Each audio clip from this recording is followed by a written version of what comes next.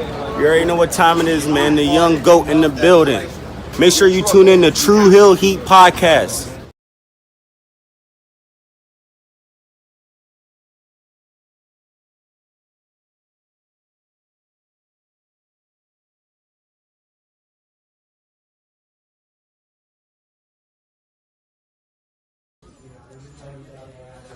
This is the knockout artist, Chris Hero. And if you're looking for some true heel heat, you better listen to them boys.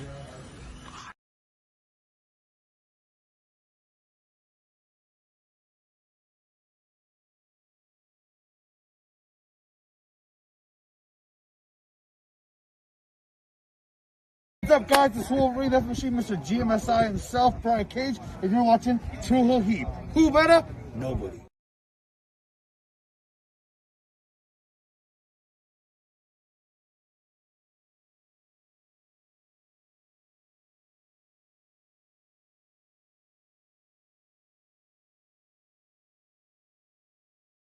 Rob Van Dam, listen to True Hill Heat. Pow!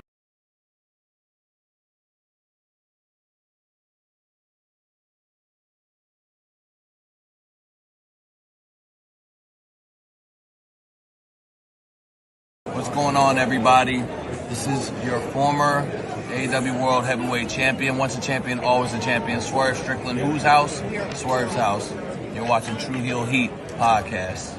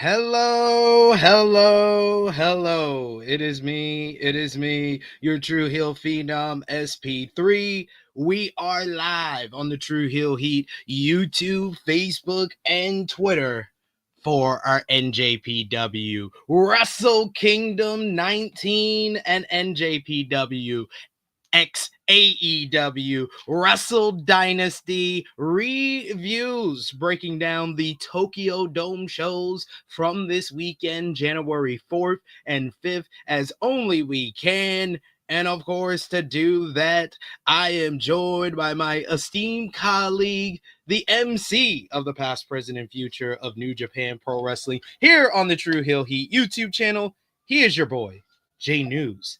How are you doing, sir? I'm doing all right. I am a good full 24 hours, recovered from sleep deprivation. And I don't even know what to call it for those of us who live on the East Coast. This is a travesty, a sham, a mockery of just all this ridiculous time zone crap that happened and went on for the live shows and all that stuff. Man up. You've been a New Japan fan for like all your life. Man the fuck up. I have, but I have tape traded my life through it, and I have always watched the day after. I decided to watch live this weekend, and it bit me in the ass. So as you hear, Jay News admit that he's not a real one. so that is part of it all. But good morning, good afternoon, good evening, ladies and gentlemen. It's a good brother Jay News. We're back at it again here. True Heel Heat, me and SP3, as you well know, our third member of the greatest never open weight 6-man tag team champions, is currently in Japan enjoying her time as she is. She was live. All the great pictures. Yeah, all the live pictures. I loved it. She was doing the Lord's work, as I like to say, being out there amongst the folks. She did not go to New Year's Dash today. She's enjoying the rest of her vacation, so she's doing her thing. Shouts to Sanal for reporting live from Wrestle Kingdom and Wrestle Dynasty, and live from the Tokyo Dome. So yeah, man. How do you want to get the show started today, SP3? The usual gist that we got to get out there. We appreciate y'all for joining us live. Appreciate y'all if you're watching us on demand. Remember to show your appreciation back. The simplest way possible is by dropping the thumbs up on this video. You can also share this video with all your wrestling fans, friends, and family on all your favorite social media platforms. If you are new to the True Heel Heat YouTube channel, hit that subscribe button, hit the bell to stay notified for all the great content here. We got a lot of great feedback as well as support for our live streams that we did on Saturday and Sunday. Saturday we did our Wrestle Dynasty watch party, and then Sunday we did our flagship podcast. Appreciate y'all for showing your support and showing some viewership there. So I hope it spreads out to the review as well. And if you're with us live, we appreciate y'all for joining us. Of course, you could sound off in the live chat. Let us know your thoughts on the Tokyo Dome weekend, what you thought about Wrestle Kingdom, Wrestle Dynasty, what show you thought was better, who you thought was the MVP of the Tokyo Dome shows. Let us know in the live chat. We'll try to highlight as many of your comments as possible. But of course, if you're feeling generous, you want to give back to what we do here, you can send a super chat donation. Any dollar amount matters. It goes back to the contributors that you see on screen with us here, and we always appreciate the support. We got Alex Powell in the chat who says, "Belt up Omega, fuck." Or TK. I thought it said fuck. I thought it said FK, but same thing. Fuck TK. Come on. Belt up Omega. This man should be the AEW World Champion after January 5th. We got Call Me Mr. Bonda who says, Produso. Clap, clap, clap, clap, clap. Yes. Produso.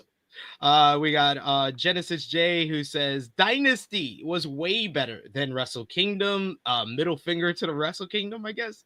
I mean, I gotta agree. It was the best tweet that I saw about Wrestle Kingdom, Wrestle Dynasty was Trevor Dame, who said, "Man, Wrestle Kingdom was amazing this year. It was kind of weird how they had this whole like 5-hour pre-show the day prior, but man, the main show was awesome." Interesting take. All right. Well, you know, everybody has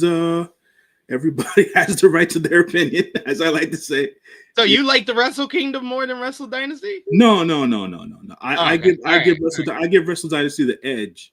But I'm not going to sit here and say that Dynasty was way better than Wrestle Kingdom at the end of the day.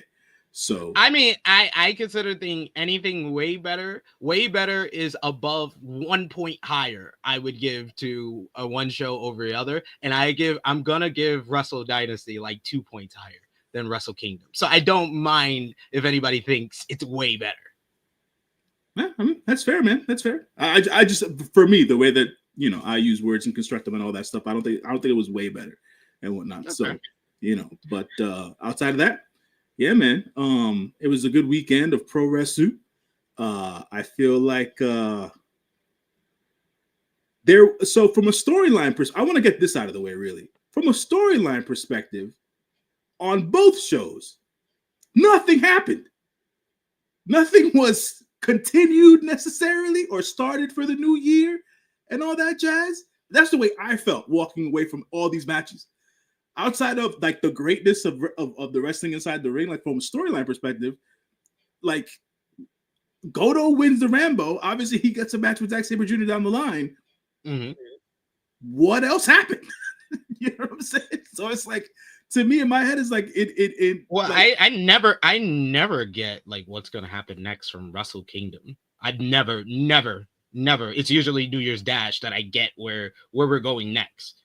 Even when you look at our review of Wrestle Kingdom 18, nothing really happened to let us know what was going forward. It wasn't until New Year's Dash that we knew what was going to happen next. Fair enough, but even last year at Wrestle Kingdom 18, with the post match stuff with Naito and Sonata, at least we got like some storyline elements of stuff or whatever the case is after that match, and there were still things that's just LIJ lore. That's just LIJ lore. That's just LIJ lore. I didn't have any indication that Sonata was going to get the first shot at Naito after that whole segment. I didn't. It was just Sonata made the save for him. Sonata had a great moment that put him over in defeat. That's great, but that didn't tell me what was going to happen next. Well, at the end of the day, I just thought that there was a lot left to be desired after the shows specifically. But you're right. Usually we learn what's going to go on throughout the new year in New Year's Dash, which I have not watched yet, so I don't necessarily know what's going on. MCAS says Chris Carlton found out who the real money mark is. Don't mess with TK. Yes, if for people like Jay Deuce who didn't watch New Year's Dash this morning, right. Chris Charlton was conspicuous by his absence. And immediately, as soon as I turned it on and I noticed that Walker's doing commentary solo, I was like, "Ah, man, he got caught by TK. TK made the call. He was like, he called the manager and he said, nah, man, he went a little too far with playing up the storyline of Kenny Omega and Gabe Kidd. He shouldn't have called me a money mark." So to be fair to Chris Charlton, and I'm with the majority of the folks in the chat, he didn't say anything wrong. And at the end of the shows, he did say he was very impassioned. It was all emotional. He was not being necessarily rational. He wasn't trying to, make it personal and all that stuff. He said it afterwards. And then I was not aware that Mr. Charlton was not on commentary this morning. So there that goes with that. So yeah, I was wondering why folks in the chat were saying free Chris Charlton. So I'm here like, I'm with it, man. Free Chris Charlton, bro. Like, what's going on? I didn't think anything bad was said.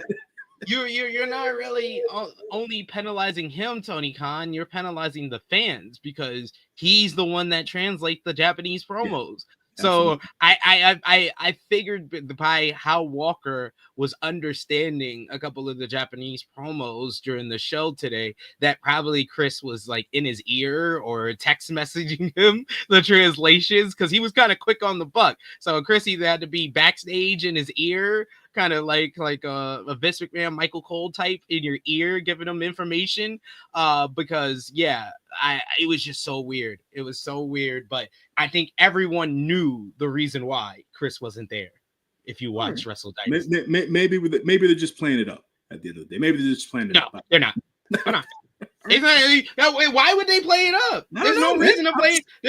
There's no reason to play it up. It's no reason to play it up by having him not be there and then not saying that Tony Khan's the reason why he's not there. That's playing it up. Just having him not there and then just they didn't say anything in their commentary. Okay. No, they didn't say anything. Okay. Fair enough. I would be great. I would be so happy to be like, oh, they're just playing.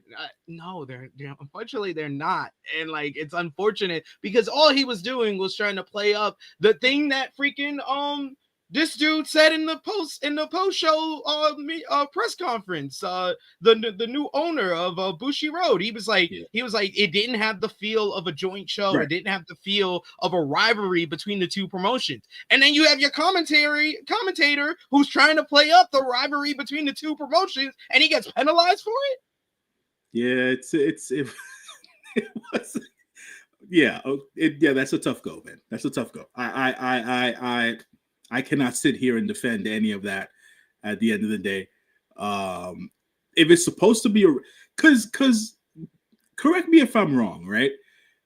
I've never felt that there was a New Japan versus AEW thing. I always thought it was a partnership deal. I never felt there being a big rivalry, right? Like, yeah.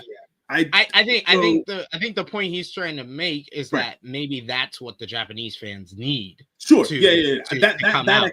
Because I was even surprised at how much lower the attendance was for Wrestle Dynasty in comparison to Wrestle Kingdom.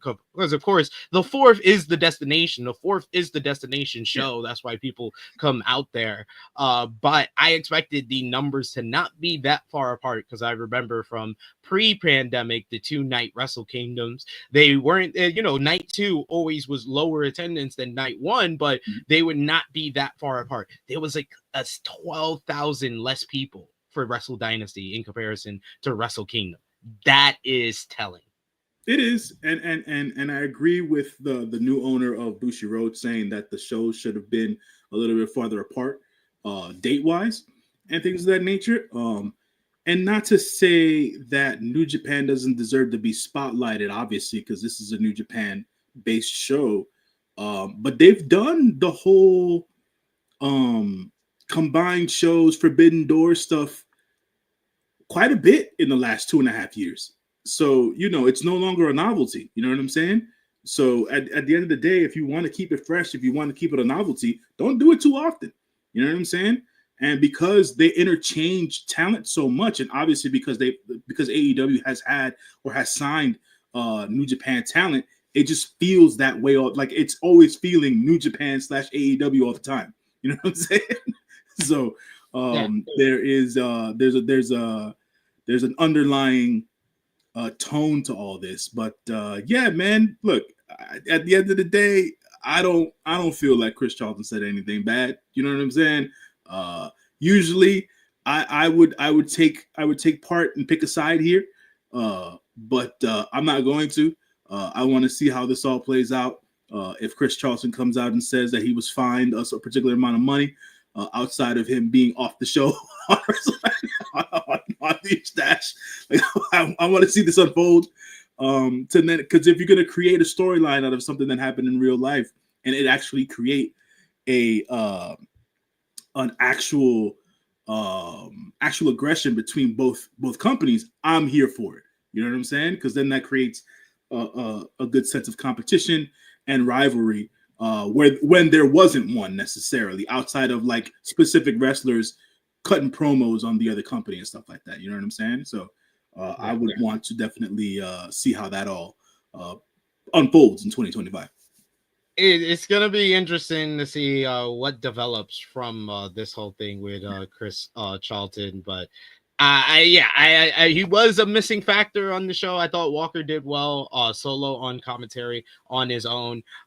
We got Dustin who mentions rumor is that the NJPW office wasn't happy. AEW doesn't have final order in NJPW. No, we know that, but if you have a partner that if you think your partner is not going to be happy with what someone says, then that's going to dictate what you do.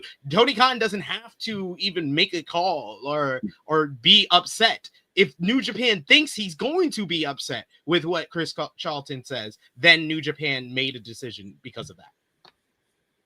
Hey, man, we'll see where it goes, brother. We'll see where it goes. We got RP Jesus who says Walker was cussing on Twitter and then deleted the tweet. Uh-oh. Oh, I didn't see that.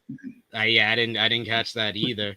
We also got King Potato who says Tony Khan is an insecure, egotistical billionaire. What do you expect from him at this point? You know him very well, I see. Yeah. We got Dustin. He says Chris was basically paraphrasing what Suji and Gabe were saying about AEW in story. Yeah, I think that the reason that it probably got misconstrued and people thinking that that's how Chris really feels is because of him wanting desperately to finish his whole diatribe as Rocky was speaking. And then they're talking over each other. They seem like they're fucking angry with each other and arguing with one another to the point that Walker has to tell them, hey guys, let's put our guns away. Basically saying that Chris was shooting. Yeah, absolutely. But Rocky kept the level head. You know, he wasn't going over the top. And but he did stop speaking. He did. But you know, in fairness to the Forbidden Door himself, he didn't get too crazy. You know what I'm saying? So, he stayed professional at the end of the day. Call me Mr. Vonda with a good point here. He says Big Tone pays his employees well. Can't say the same for Bushi Road. Yeah, that's because that was my whole response to fucking Chris going off. He's like, if a Money Mark didn't pay these guys, where'd Okada, where'd Jay White go? Where will Ospreay go? I was been like, man, maybe if Bushi Road would have fucking paid them motherfuckers, they wouldn't have left. So for those who don't know, and for folks who aren't aware, the yen is at the bottom of the totem pole right now, man. That you know, people ain't really getting paid like that in Japan. You know what I'm saying? So just in general, you know. So with that being said, you got to pay these guys what they're worth. They do put their bodies on the line for the sake of everyone's entertainment, and that does and should cost you a pretty penny at the end of the day. So yeah. We shall see. We shall see. Oh, I didn't even hear this. Lady B saying crazy that he's on an indefinite hiatus from commentary. Oh shit. Yeah, wasn't aware of that. That's news. Oh man, when keeping it real goes wrong. Oh shit. Yep. I just read the report. Dave Meltzer confirmed that Chris Charlton is on an indefinite hiatus from New Japan due to his anti-AEW comments during Wrestle Dynasty. Last night, multiple English-speaking and NJPW talents joined the English commentary booth and mocked Charlton for his absence. It seems those comments did not go over well with their locker room. Oh, that's why. It's not Tony Khan. It's not the office. The locker room didn't fucks with it. Because I can understand that though. I can 100% understand that because the way he was talking and the way he got so emotional, especially when Rocky was trying to talk at the same time, it made it feel like that's how New Japan as a whole feels. Right. Like it's okay.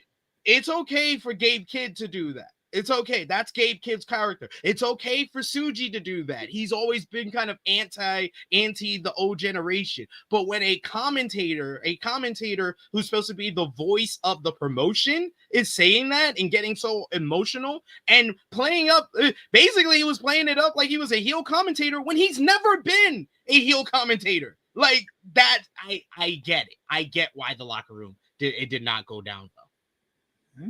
I mean, at the end of the day, he's trying to have y'all back. So I don't know about all that shit. You know what I'm saying? He wasn't out. Let's be real. He wasn't out here being Tyreek Hill, taking the fourth quarter off and not playing in the game. You know what I'm saying? He was in there trying to do his best for his peoples behind the curtain, and nobody had his back. What's up with that? Come on, man. Shh, I ain't with this, man. Come on. No, yeah, I'm in support of Chris. I think Chris deserves his spot back, but I'm just saying I understand why. I understand why the locker room is upset. I don't understand it at all. No. You fucking with my paper. How? If Tony Khan hears that, and like I said, the commentators are the voice of New Japan, and he believes that that's how all the New Japan talent feel, you're fucking up my paper. But he's the only one. I wouldn't say he wasn't coming out there saying he was speaking for the locker room, though. He wasn't saying that. You have to understand he was speaking. That's the perception I got. That's the perception everybody got. That's how but that is the point. Like I'm saying, I think you're understanding that the commentator is the voice. That's a representative of the company. I understand if the locker room's like, well, that's not how we feel. So that doesn't sit well with us. I 100% understand the locker room's point of view here. I am for Chris. I'm in support of Chris. I want Chris to be back on commentary. I don't think he said anything wrong. But if I had to change my slippers and sit and be in the shoes or the boots of the people in that locker room and that don't feel that way and feel that those comments will affect their careers, then hell yeah, that's not sitting well with me. I just don't. I don't necessarily know what his comments have to do with anybody's pockets, to be quite honest. I just explained it. I just explained it. There's no correlation. Yes, it is. What he said is going to cause Tony Khan to feel like the locker room and New Japan feels that way. Thus, he won't want to book New Japan talent on his shows. Thus, those people won't be making the money by working it. They get paid by Tony Khan if they're on a Tony Khan show. They don't get paid by New Japan to be on a Tony Khan show. Tony Khan will offer them more money, more exposure. They will get better in their career. They will be further ahead in their careers. And they're burning a bridge to a possible place that will pay them more than Bushi Road will ever do. But the relationship. I don't understand how you don't understand how there's no correlation there. There is a correlation there. There's no correlation. If you let me speak, there's no correlation between the two because Tony Khan's relationship isn't with Chris Charlton. It's with New Japan Pro Wrestling. He's one representative. He doesn't represent the entire company. He's one person. Now Chris Charlton's off commentary. TV. Commentary is the voice of the promotion. I've explained this like a billion times. I can understand perception-wise. In the wrestling business, the commentator is a representative of how the whole promotion feels. That's the perception in the locker room in the wrestling business. I've been told this by multiple wrestlers. I've been told this by Dutch Mantel 1,000,000 times. So that's why I think I kind of understand that's how the locker room feels. I'm just pro the locker room. I'm pro Chris Charlton. I get the correlation. I get how it affects their careers. I don't understand how anyone does it. It's one person at the end of the day. One person doesn't speak for the freaking masses. Understandably so. I get that the perception has always been the TV perception. Commentators represent the company, but Chris Charlton's one dude. You're gonna burn a bridge with an entire company, with an entire locker room over one dude? That's petty. Yes, he's literally just proved it. Thank you, Lady B. Thank you, people in the comments. He literally just did this with Effie. He fucking penalized someone on his own contracted talent. On his under contract to him. He penalized him for something that Effie said. So Effie's not a representative of GCW. He's an independent contractor that gets paid to perform on a GCW show. He is not a commentator who is not just a commentator. He is a fucking employee of Bushi Road. That is a representative of the promotion. And now he's not there, right? And what did Tony Khan do after the fact that Effie made his comments? Did his talent not go back to GC and work for GCW? No. Ricky Starks didn't. Huh? Ricky Starks didn't. I'm not talking about Ricky, man. That's one. That's my point. That's one person. And Ricky Starks stuff. What happened with Ricky Starks? I think had a lot less to do with what Effie said and Ricky's commentary with his Chris Van Vliet interview or whatever the case is. But that's my personal opinion.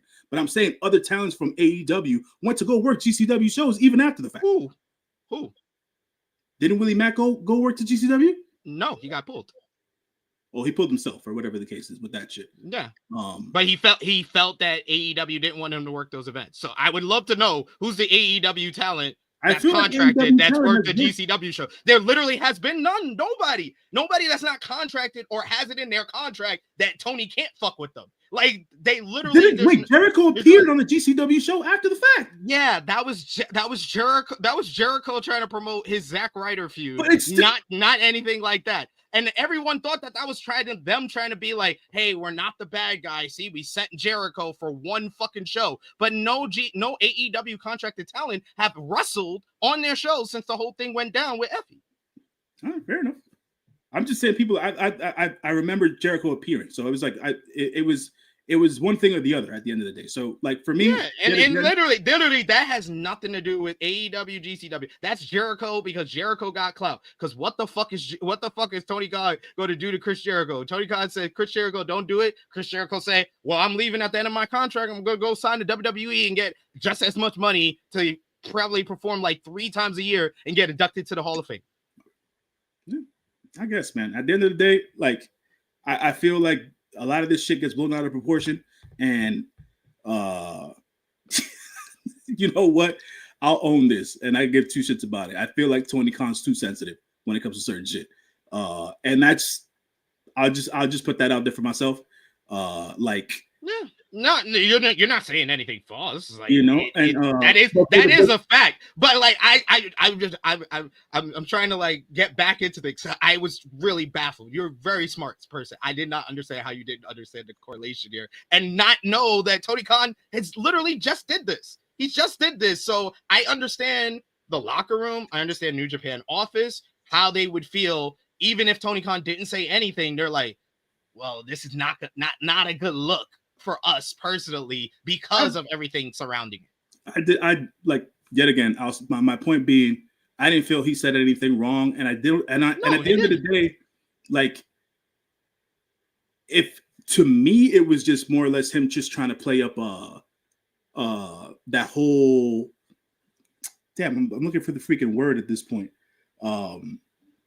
He was just trying to play up that competition between the two of them at the end of the day. But if he took it 1,000%, if the company felt he took it too far, then hey, it is what it is there. But I feel like, you know, for dudes to be like all iffy about it backstage in the locker room, not like understand what he was trying to say, like that shit to me kind of, I don't know, that it doesn't sit right with me.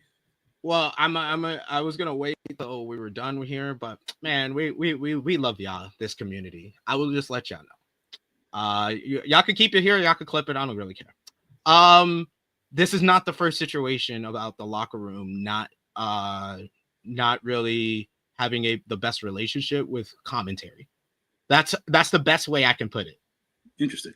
And he's not the only commentator that has said stuff or done stuff that didn't sit well with the locker room. Okay. And I love Walker Stewart and Chris Charlton. I think they did an amazing job on both Wrestle Kingdom, Wrestle Dynasty. But this isn't the only incident that's gone down with commentary in recent months. That's all I can put it. In New Japan, you mean? In New Japan. Okay. But we got MCats in the chat. Don't you think Gabe Kidd wants to be on Dynamite? He'd love to, just like Ospreay, White, and Okada. Those guys got paid. Nah, I don't think Gabe Kidd wants to be on Dynamite. Gabe Kidd has different goals than those guys. I think you know, if the character gets played up to be what it is, he doesn't want anything to do with US based wrestling. So I'm not putting that on Gabe. As someone that's interviewed Gabe Kidd, I would just say who the character is and who he really is, not that far apart. Yeah. Not that far apart at all.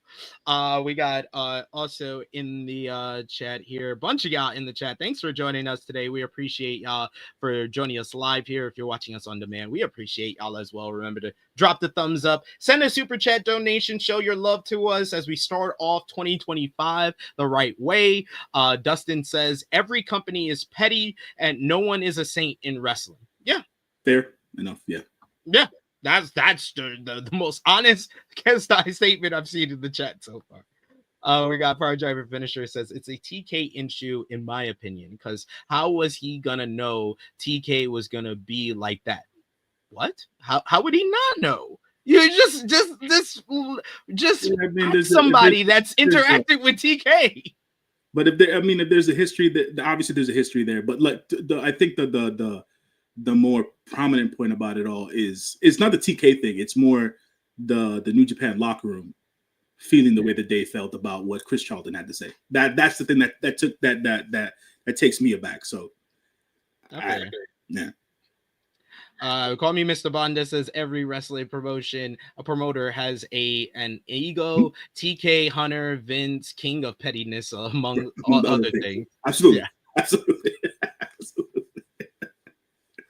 Yeah, and this is 100% true. That's why I wanted to say. That's why I said it on air. What I wanted to tell you in private. Of course, I'll give you more details in private. But I wanted to say it on air is because yes, overall, wrestling business is fucking high school all over again. So that's why I do understand if the locker room it did not sit well with the locker room. Like yeah, this would be great if it wasn't a wrestling promoter he was talking about.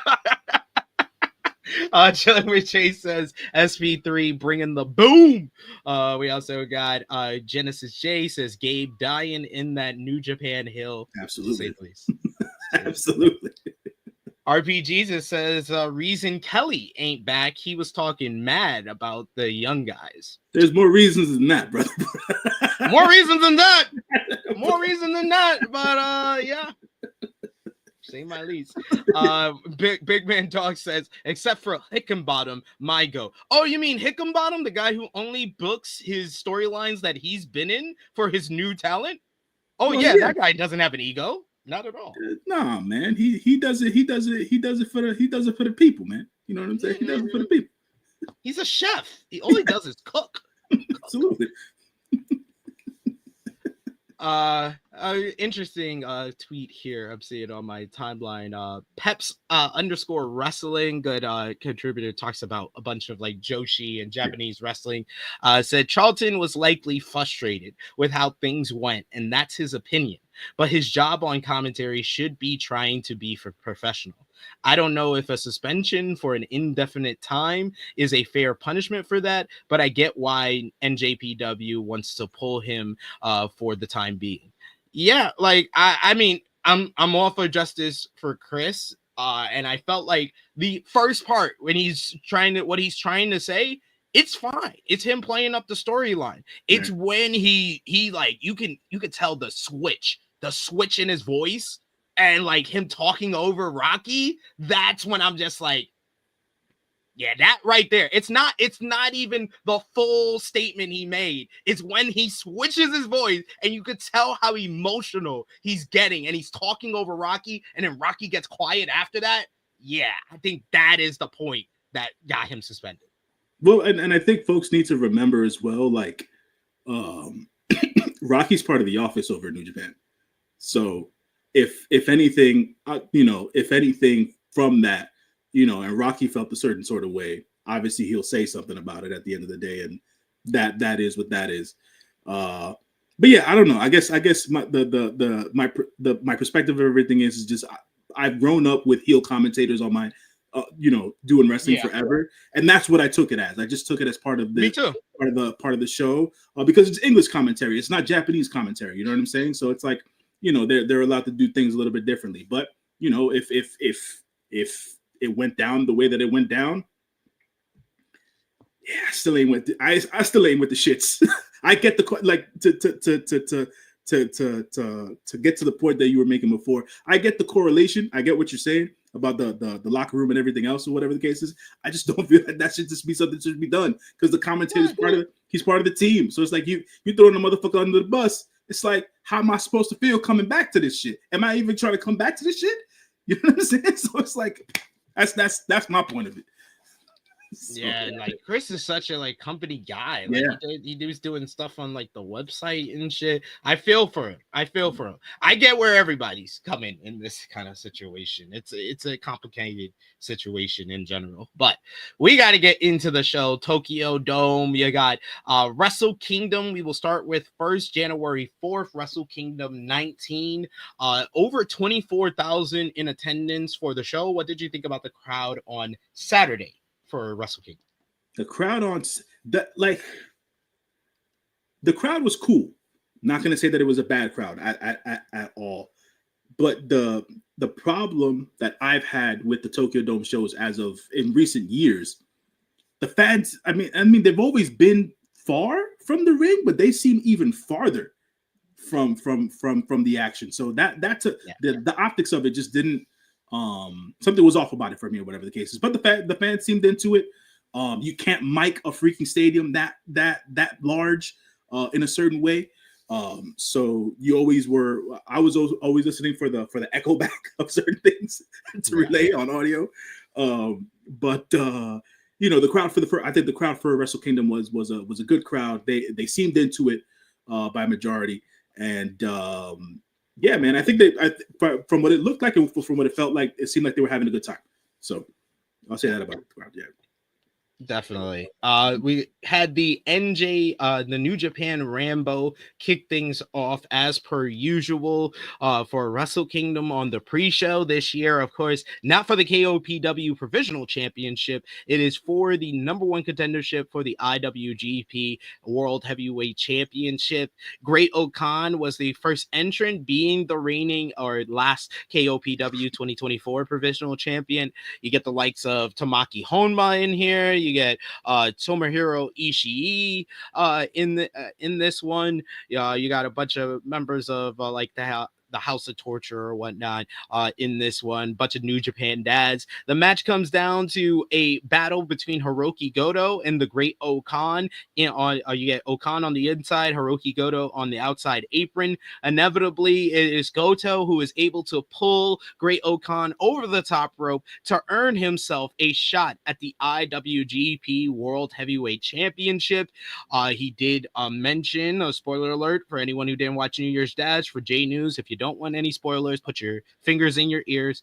But the Goto will challenge Zack Sabre Jr. for the IWGP World Heavyweight Championship in Osaka at the New Beginning coming up next month. So, J News, any thoughts on the New Japan Rambo? It was a Rambo. Rambo is my favorite bad match of the year. So, it was bad, but it was enjoyable to watch. It had its funny moments. We had Kenta's power walk down the ramp was funny. But that was a funny. Josh moment. Barnett and Bolton Oleg going at it was a fun time. I mean, yeah, because him and Okan going at it was a little weird and whatever, but that didn't go over well with me.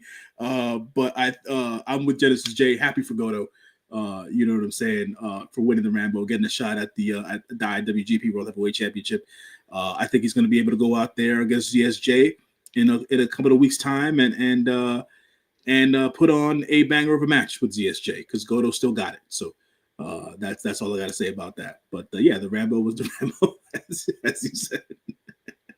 That's Big Ran Dogs puts it. A good bad match. Yes. That's the Rambo. That's the best description of the Rambo. It's a good bad match. The main card kicked off with the IWGP Junior Heavyweight Tag Team Championships up for grabs in the Tokyo Terra ladder match 4-way style. You get the Intergalactic Jet Setters, Kushida and Kevin Knight, defending against the winners of the Super Junior Tag League, Robbie Eagles and Kosei Fujita, the Ichiban Sweet Boys. You got TJP and Francisco Akira of Catch 2-2. And finally, the Bullet Club War Dogs, Clark Connors and Drilla Maloney. Can we talk about the Bullet Club War Dogs entrance? My lord, the entrance! This was aura and fucking pimp personified. If Tony Khan was flipping the bill on the Tokyo Dome, he would have got Big Pimpin' by Jay-Z to bring these two guys down to the ring, as they had the mink coats, they had the girls on each arm. They was looking like absolute stars out here. It was great stuff. You get a bunch of chaos in the early going. Kushida propels his body to the ladder at the last moment. You get Kevin Knight is just flying all over the place. He does the big dive springboard onto a pile of folks. He did a big perfect timing off the top of a large ladder, and that shit did not hit at all, because he has hops. He doesn't have, like, he can't go further across the ring. That was just silly, guys. Maloney, TJP and Akira sent Maloney through a table, leaving Connors to contend with Knight and Eagles for a while. Having already landed on a horizontal hanging ladder, you get Eagles was once again dropped onto it. Yet Eagles does a 450 splash onto Connors across a ladder bridge. Like I said, that perfect timing, that picture looks fantastic. You would think he hit it. He did not. inches away from grasping the titles. Knight did that. You get the Ichiban Sweet Boys and United Empire were the last to get to the top of the ladder. It comes down to those four men, the men that were in the Super Junior Tag League final. They all batter each other after a whole bunch of big spots like the Drilla Killer, excuse me, through the table by Drilla Maloney. But with the Ichiban Sweet Boys and Catch 2-2 on top, it comes down to the younger partners of the duos, Francisco Akira and Kosei Fujita. Fujita is able to trap Akira's foot inside of the ladder, put him in a dragon sleeper across the top of the ladder, and then finally he grabs the IWGP Junior Heavyweight Tag Team Championships to pick up the win. Kosei Fujita becomes a champion in New Japan Pro Wrestling for the first time, the youngest champion for the IWGP, any of the IWGP titles in history. A big moment for him in the opener at the Tokyo Dome. So great moment for the Ichiban Sweet Boys. The match was a lot of fun despite all the chaos and missed spots, but it had that danger feel that I like from my multi-man ladder matches. So I gave the match 3 3/4 stars. J News, what did you think? Yeah, that was my main takeaway from the match. Like there was a lot of missed spots. And I was like, what the hell's going on today? But to your point, the element of danger stayed throughout the match, which is what ladder matches are supposed to make you feel. At least that's always been my thought process of it, and all that. Yeah. Shouts to Bucket Naked Fujita for doing the damn thing. That picture made its rounds again before Wrestle Kingdom. I was like, what's going on, son? Anyways, yeah, man, everybody did the damn thing, man. Hopefully Kevin Knight stays with New Japan, man. If not, then watching him stateside wouldn't be a bad thing, obviously. Dude's tremendously talented. The Bullet Club War Dogs picked up the label, the moniker of the Tokyo Pimps on Wrestle Kingdom. They are now the Tokyo Pimps. It is no longer Yujiro Takahashi. So they deserve that one there. Yeah, man, it was an exciting match. It was a lot of chaos going on and stuff. So I appreciated that. That's what ladder matches are supposed to be. And the right team won. The right team won. That's all I got to say. I thought Kevin Knight was the MVP of the match. So. Yeah, him flying around. Yeah, he was the one taking off crazy pups at the end of the day. Everybody else was playing it safe, so I can't blame him for that. Appreciate you. We need New Japan to re-sign a couple of these guys. They gotta re-sign Kevin Knight, and they definitely gotta re-sign Drilla Maloney. Yeah, Drilla. I think Drilla has a good future in New Japan if he stays the course and whatnot. So we'll see how it goes. Yeah. We'll see how it goes. You want another spoiler? Another spoiler from this morning? Another spoiler? What spoiler? What are we talking about? Drilla is moving up to heavyweight. Oh, that makes sense. Yeah. So I think Drilla, we are in good stead. The fact that they did the whole post match with him announcing he's moving up to heavyweight, and he has a big match with Shingo Takagi, his first match as a heavyweight. I think we're in good vibes that he might be re-signed. Good stuff. But yeah, good stuff to kick off the show. Then our second match on the Wrestle Kingdom 19 card was the IWGP Women's Championship up for grabs. Mai Iwatani defending against Azumi. Azumi is just probably the fastest wrestler in the world today. Just the way she runs the rope and just zooms. And this match, man, it just started off in like second or third gear. So you knew it wasn't going to go long. They were going like 1,000 miles a minute right from the opening bell. She starts using her speedy offense, does Azumi to stun Mayu, who opted for the resilience and overcoming all the punishment that Azumi was giving her. The champ withstood 2 different Canadian destroyers, multiple attempts at submission by Azumi. It was a mere inconvenience for Mayu, who's always a zombie state, no selling and showing that fighting spirit. A gnarly suplex by Iwatani to Azumi managed only a 1 count. Azumi getting fired up.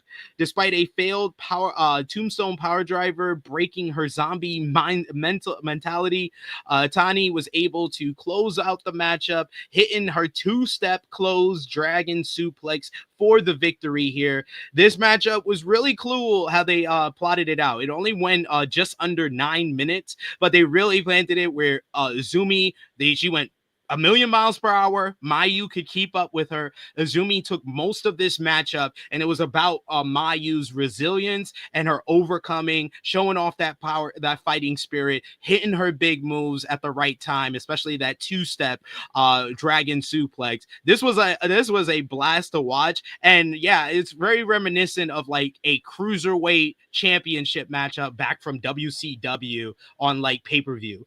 They just used to go at like 1,000 miles per hour in comparison to the main event guys. I wish this match would have gotten over 10 minutes, and I think it would have been one of the best matches of the weekend. But even with 9 minutes, I give this match 4 stars. This was a great matchup for the amount of time that it got. I agree, man. Shouts to the good brother Genesis J for the super chat saying this women's match should have been longer. I agree. These ladies, Azumi not too far removed from being a high-speed wrestler. Iwatani being very far removed from being a high-speed wrestler. They went high-speed style here for this match. I love this, man. I love this. The pacing was incredible. The action was dope. What they were able to do as per their individual selling was top-notch. Their facials are very, very good. And when they go about doing more of their devastating stuff. So I appreciate the ladies for doing it up that way. And I'm a fan of Azumi, man. I'm a fan of the GOAT. The GOAT is the GOAT at the end of the day. You know what I'm saying? So I would like to see the ladies on a bigger platform again and with a little bit more time. But I'm with you, man. To rate a match, I had this as my for the night. I had this as the second best match of the night.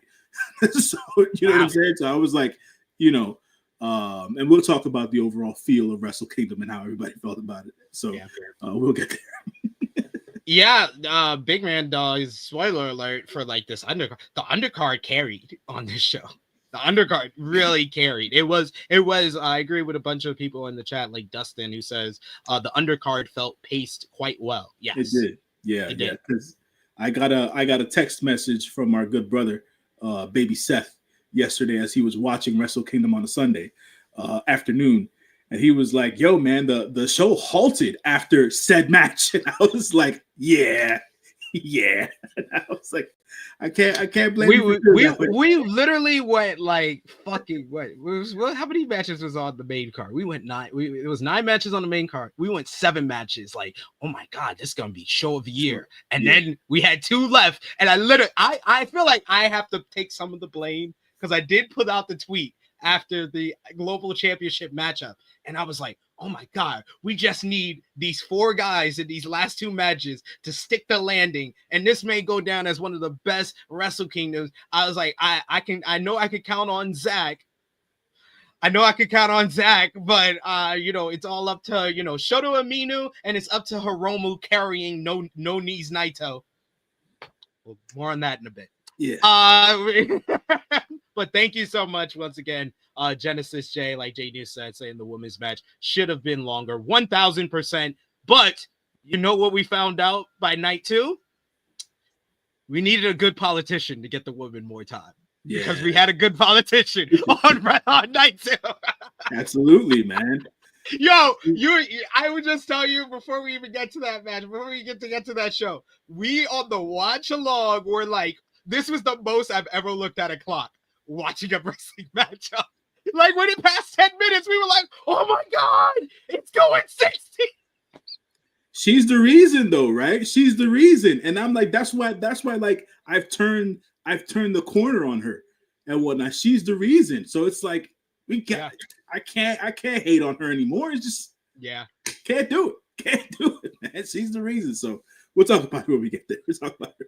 Absolutely. Glad we're on the same page there. Next up was the NJPW World Television Championship up for grabs in a four-way matchup. Ren Narita of the House of Torture defending against Ryohei Uyowa of TMDK, Jeff Cobb of United Empire, and El Phantasmo of Hontai. Of course, El Phantasmo, the emotional favorite, coming off the heels of going into remission with his cancer diagnosis. This one was very well paced as well here. I thought that they kept the energy up, did not really let things slow down. They let things slow down for the right reasons. You get Phantasmo immediately displaces Narita and does a vicious looking tope suicida, sending him into the barricade. Meanwhile, you slow things down. You had two people in the ring. It's Uyowa and Cobb, and we had a good old hoss fight. They lock horns like two angry wildebeests. Narita bounces back, even throttling the still weak-kneed Cobb. Phantasmo outmaneuvers Cobb and was sent flying to flatten Narita and Uyowa on the outside. Cobb relishes the moment and hits the beautiful looking tope Cobb helo. I was like, I didn't know you still had that, big fella. All right.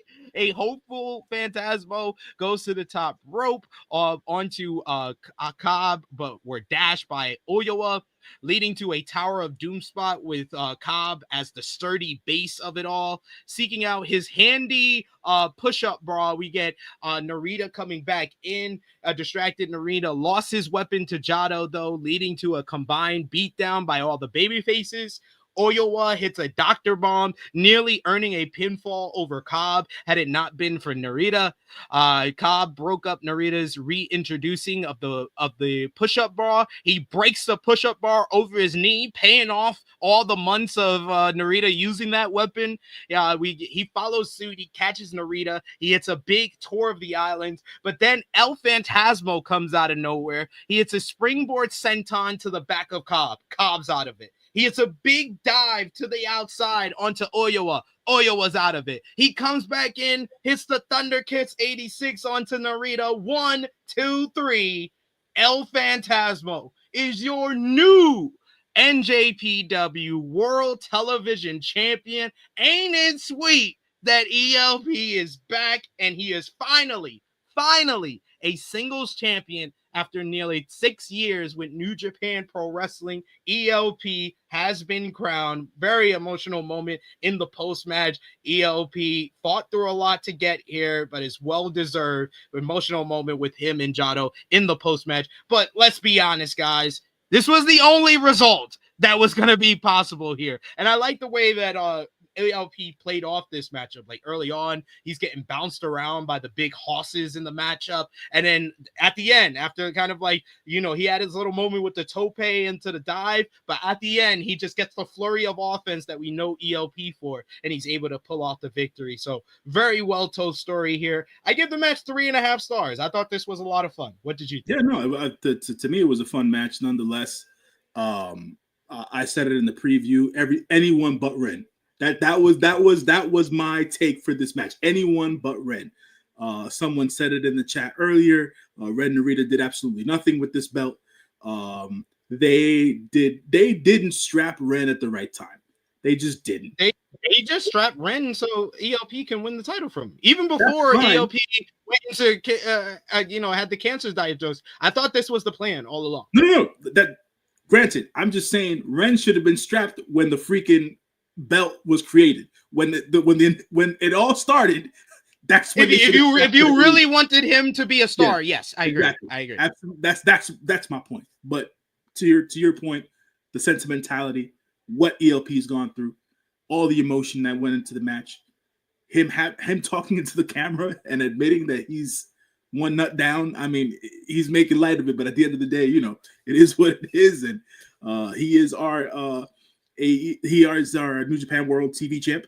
Hopefully he has a good line of challengers coming his way.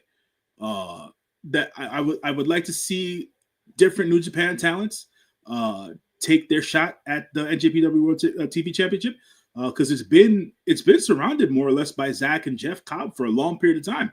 at this point. So I'd like to see other people come in there and challenge for it, and I think ELP is a good person to give either newer guys or not so heavily touted guys to get matches in that division. And it would be good to, because what Zack did so well is that he not only defended against heavyweights, he defended against junior heavyweight. Because of the kind of like, because the TV title has like an unspoken open weight kind of rule to it.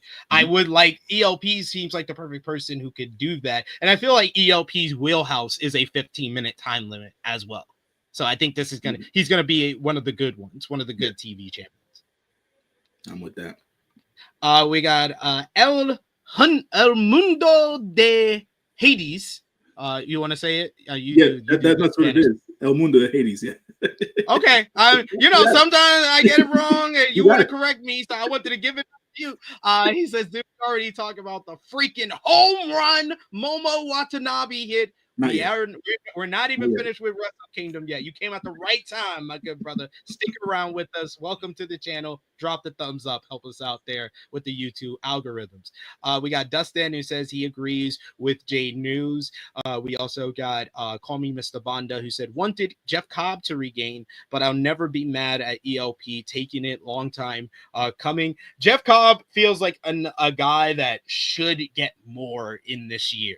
And he should be above now. He did his time in the TV title scene. Now it's time to move up to bigger titles. He's been in the never open weight division. I think it's time for him to be in the global title division. Sure. I mean, I don't know how many years Jeff got left, man. You know what I'm saying? So it's like, we got to get on the ball here, but we got to get on the ball. So but I agree with you. I definitely think it's 2025. It should be a year for Jeff to get elevated yet again. Hopefully he's in that global heavyweight championship scene with whoever else might be surrounding that. Obviously, the new champion being Yota Tsuji. Suji's next competitor is the face of New Japan Pro Wrestling at this point, so we'll see how that goes. I was like, yo, y'all really put your dick on the table today. Oh shit. Y'all said we are having our version of Swerve versus Ospreay. Yeah, the future of the company on the line. So if for folks who are new to New Japan and things of that nature, the relationship that Yota Tsuji and Gabe Kidd cultivated over time as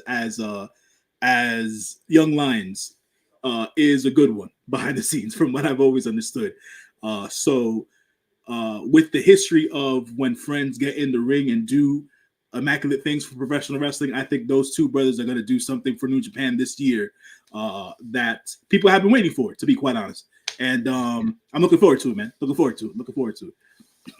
Same. We got Dustin. It says 4-way ELP plus beating cancer equals new champion. Indeed, I agree. Also got El Mundo de Hades who says about time ELP got gold. Long time overdue. Agreed.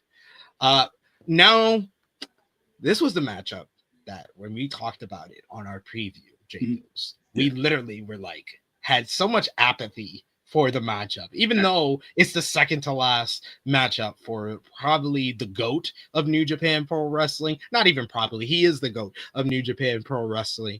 But like, yo, I think this is the match that exceeded my expectations the most. You're not wrong, right? You're not wrong.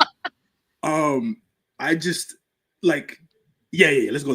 This is like literally, this exceeded my expectations. Not even from the opening bell. From the entrances. Can we talk about the evil entrance? Oh my god! When did this man get Riz?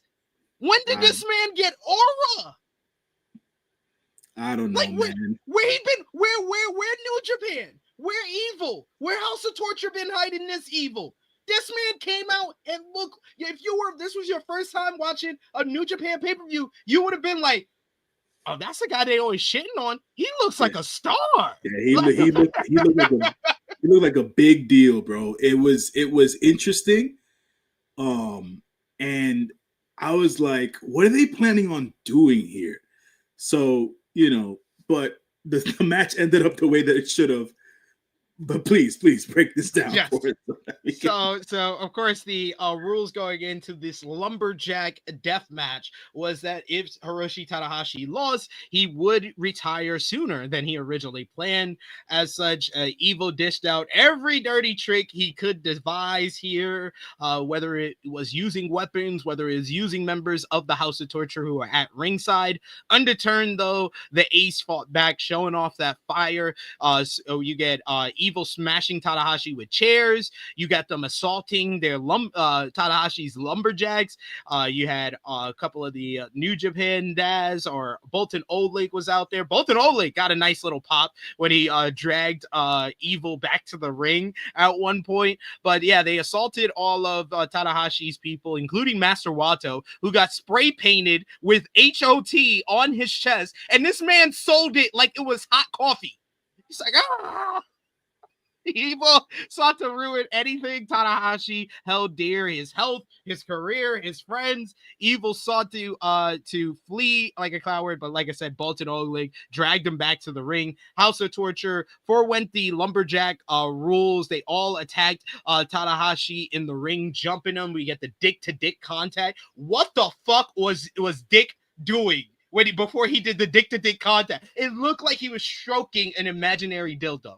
That's what it looked like, the taunt that he did. I was like, what are you doing? Don't ever do that again.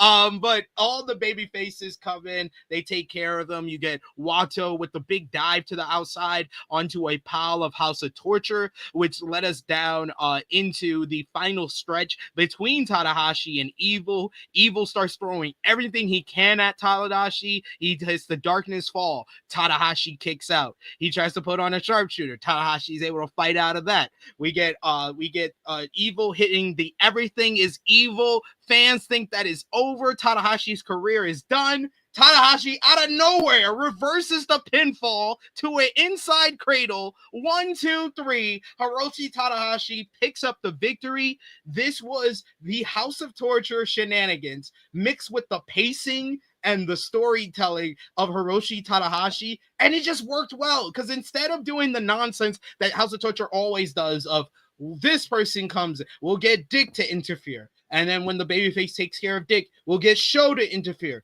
and then when Sho interferes and he's taken care of, we're gonna get Yoshinobu Kanemaru to interfere, and then when he gets rid of him, we'll get another person to interfere. They just had them all interfere at once. The babyfaces took care of them. They got vaulted. They left the final 2 to 3 minutes to Tanahashi and Evil, and this just worked like gangbuster. I gave this 3 3/4 stars, which is about 3 stars higher than I thought I would. Hiroshi Tanahashi gets the win, but the post-match is even better because you see it right there. First House of Torture try to give the beat down to Tanahashi and ruin his victory, but Katsuyori Shibata shows up in a New Japan Pro Wrestling ring. He makes the rescue. House of Torture bails. He gets on the mic and he says that he wants one more match with Hiroshi Tanahashi, and he challenges him for the next night. Wrestle Dynasty. Shibata, Tanahashi. Goddamn, New Japan. That is something that you probably should have announced ahead of time. I don't care. I don't care if, oh no, we didn't want to ruin the result of Tanahashi and Evil. Say the winner of Tanahashi and Evil versus Shibata. Like, if you told the Japanese fans that Shibata will be back in the ring, even if it's for what we got, you would have sold more tickets. Probably. So yeah, I enjoyed this match more than I thought that I would. For one, the Shibata appearance post-match, I want folks to understand how big of a deal this is, right? The entire House of Torture team was in the ring stomping on Tanahashi. One man slides in, the entire team leaves, right? No one wants that smoke with Shibata. No one wants that smoke. So they all leave at the end of the day. That was a cool moment for me. The other thing about it all, outside of the match that they had on Dynasty, were some comments that Shibata made to Tokyo Sports post Wrestle Kingdom, I believe. Basically saying that he wants to have a one-on-one match versus Tana on AEW soil, so they can have an actual match. He wants to come back to New Japan to have tag matches with Tana before the year is over, and that he hopes, yet again, he hopes that Tanahashi has some sway, has some pull to see if he can get Nakamura to make an appearance for New Japan, be it that this is Tanahashi's last hurrah. I think that is asking a bit, but I'm with Shibata's sentiment. With Shinsuke being in Japan during the weekend, I was like, could there be some hope? Could there that's why I think was it you during the preview who said that? And I was just like, nah, it ain't happening. Could there be some hope? But they punished Chris Charlton for going against their AEW partnership. You think they're gonna go against their AEW partnership by getting Shinsuke Nakamura? It's a one-off thing, man. But anyways, it's a one-off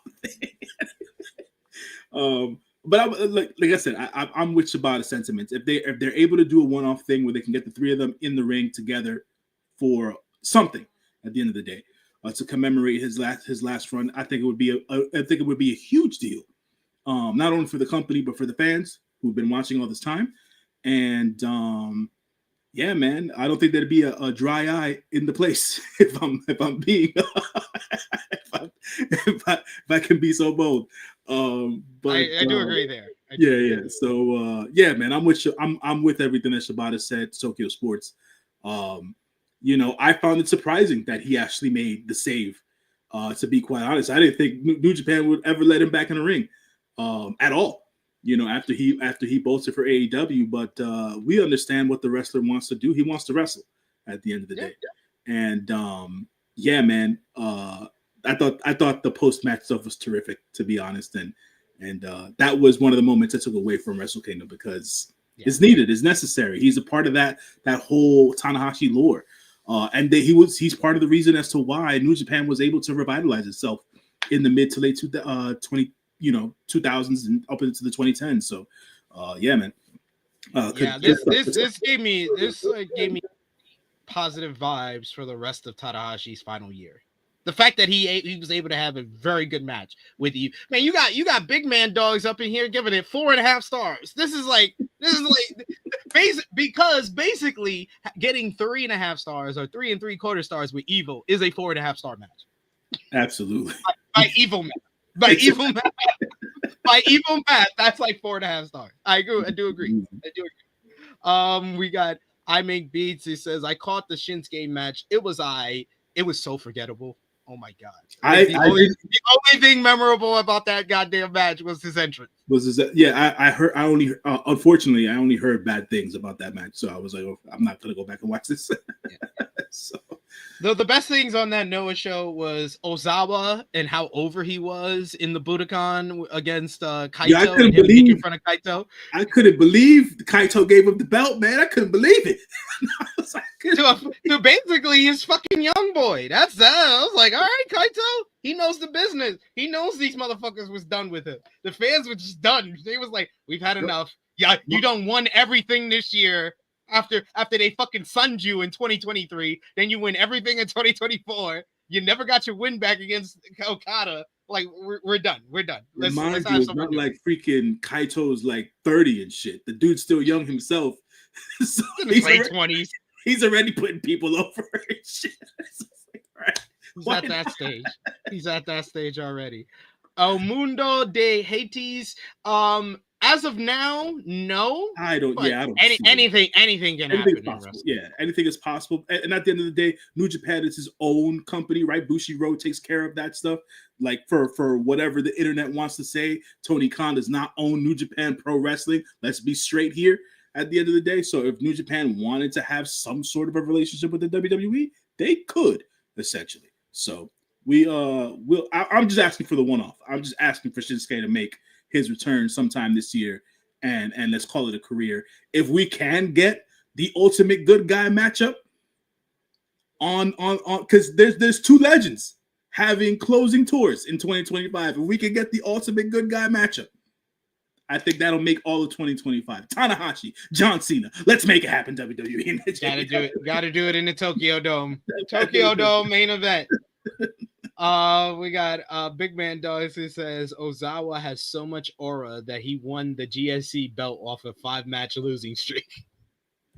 This man was limping. This man was walking around with a crutch like a month ago.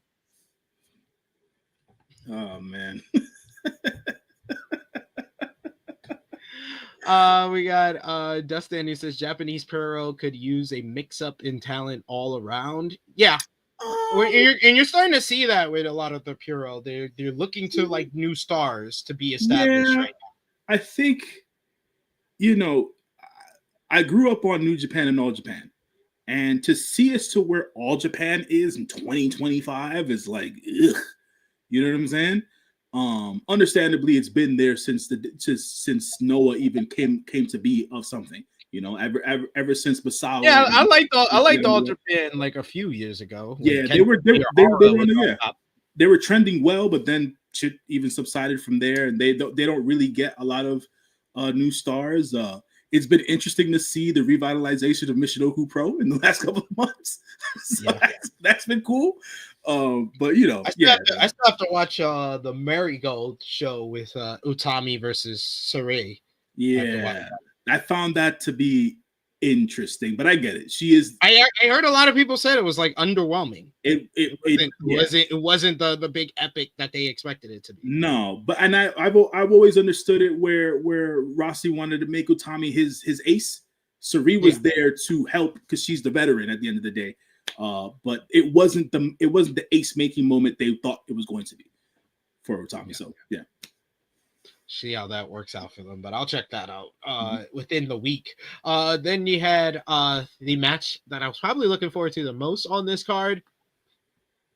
Konosuke Takeshita, the AEW International Champion, going one-on-one with the never open-weight champion, Shingo Takagi. Double title match. These two big horses coming into the ring. This one was going to be hard-hitting. It was going to be a high-impact style matchup, and that's exactly what we got. You get early on Takeshita showing off his power. Takagi is able to prevent a dive to the outside by Takeshita, tripping him up on the apron. He then delivers a pop-up Death Valley driver where Takeshita's feet almost hit the apron. I thought that was going to end very badly.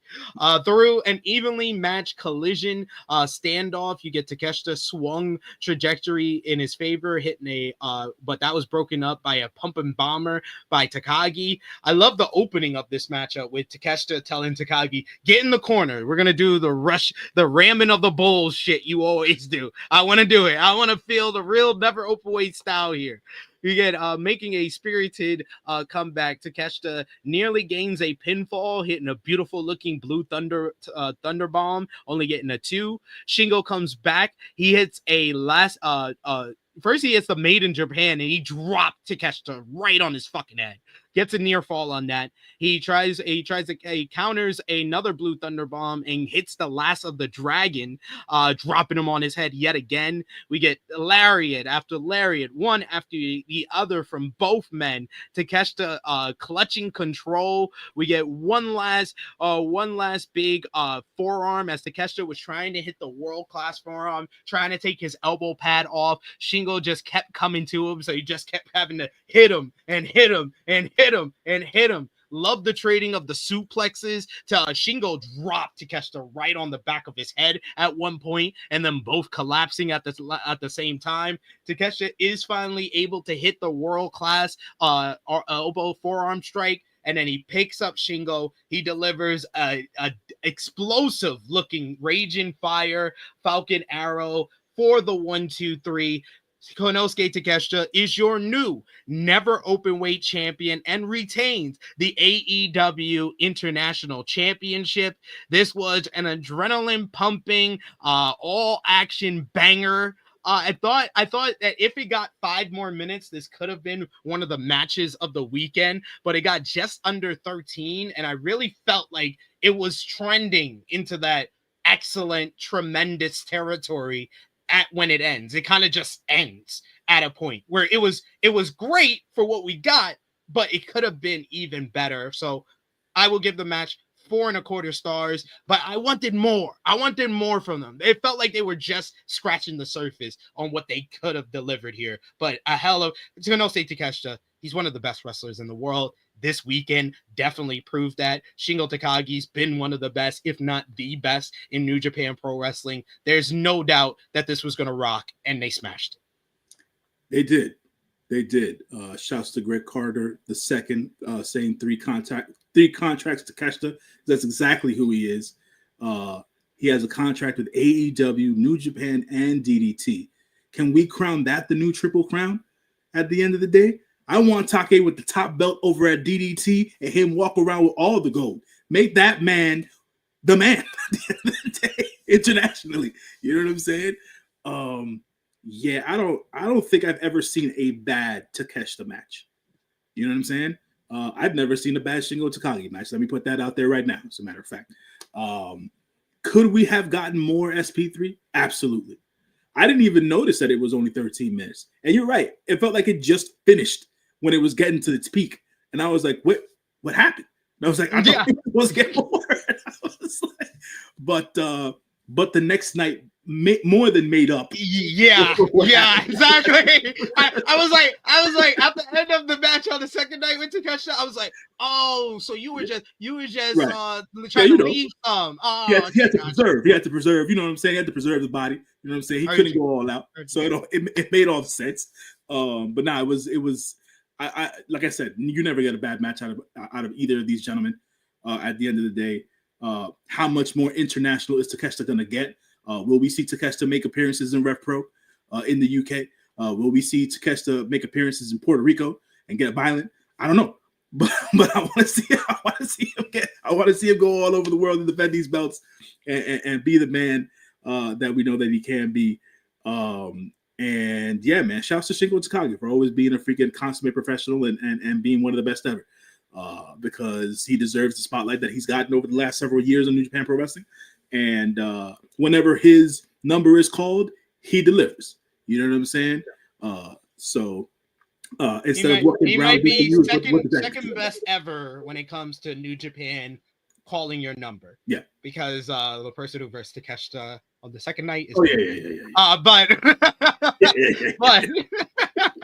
But yes, I would say out of everybody that performed on both nights, I would probably say that Takeshita had the highest clip as far as average for his matches.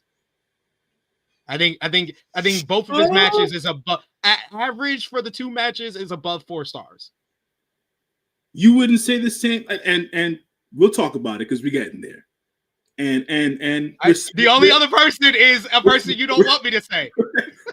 Look. He said it earlier. Alex Powell, brother, man, listen. I will concede respect. I will not concede fandom. You understand what I'm saying? That's all we want. We just want the respect. We don't need to know how much you hate saying it. I'm warning you. We almost there. We got one match to get through, and we just want to hear nothing but respect. We don't want to hear none of the hatred. All right. All right. Fair enough. But yeah, those are 1 and 2 for sure. Big man knows. He says I might say Finley, but Takeshita is number 2. Yeah, 1 or 2. It's either one of those for the best average if you had 2 matches at the Tokyo Dome weekend. Yeah. We got Big Man Doug said they had to cut time to save for the main event and co-main event. No, you didn't have to cut time considering what would happen next. But anyway, yeah, absolutely. I mean, you never know. Obviously, you're not going to know what's going to happen next. But goddamn, you know what I'm saying? So, let's talk about what's. But this is why though. Like I said, I think I said this on the preview, or we said it in private to each other. This is why the never openweight title should have went after the junior title. Like if the never title goes after this junior title match, it probably gets that 5 more minutes that we were looking for. Absolutely.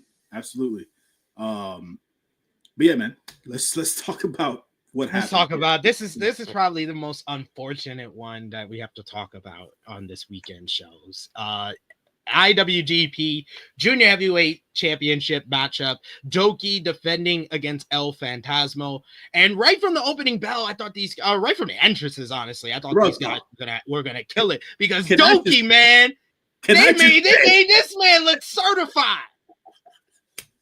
That, to me, even though there were other great entrances during the weekend, this stood out to me so much just because of the act and from a cultural aspect and everything else in between, how much theater is respected in Japan, and things of that nature. Having one of their mainline artists come out to do a freaking entrance with their IWGP Junior Heavyweight Champion was like, it was mind blowing to me. But just to watch the entrance itself, I was blown away, dude. And I was like, they've never made Doki look like a star until today. And then what would happen? Oh, fuck. He's like, God damn, this making this hard, even harder for me. But Desperado sought to control the flow of the matchup early on, throwing everything at Desperado, including himself.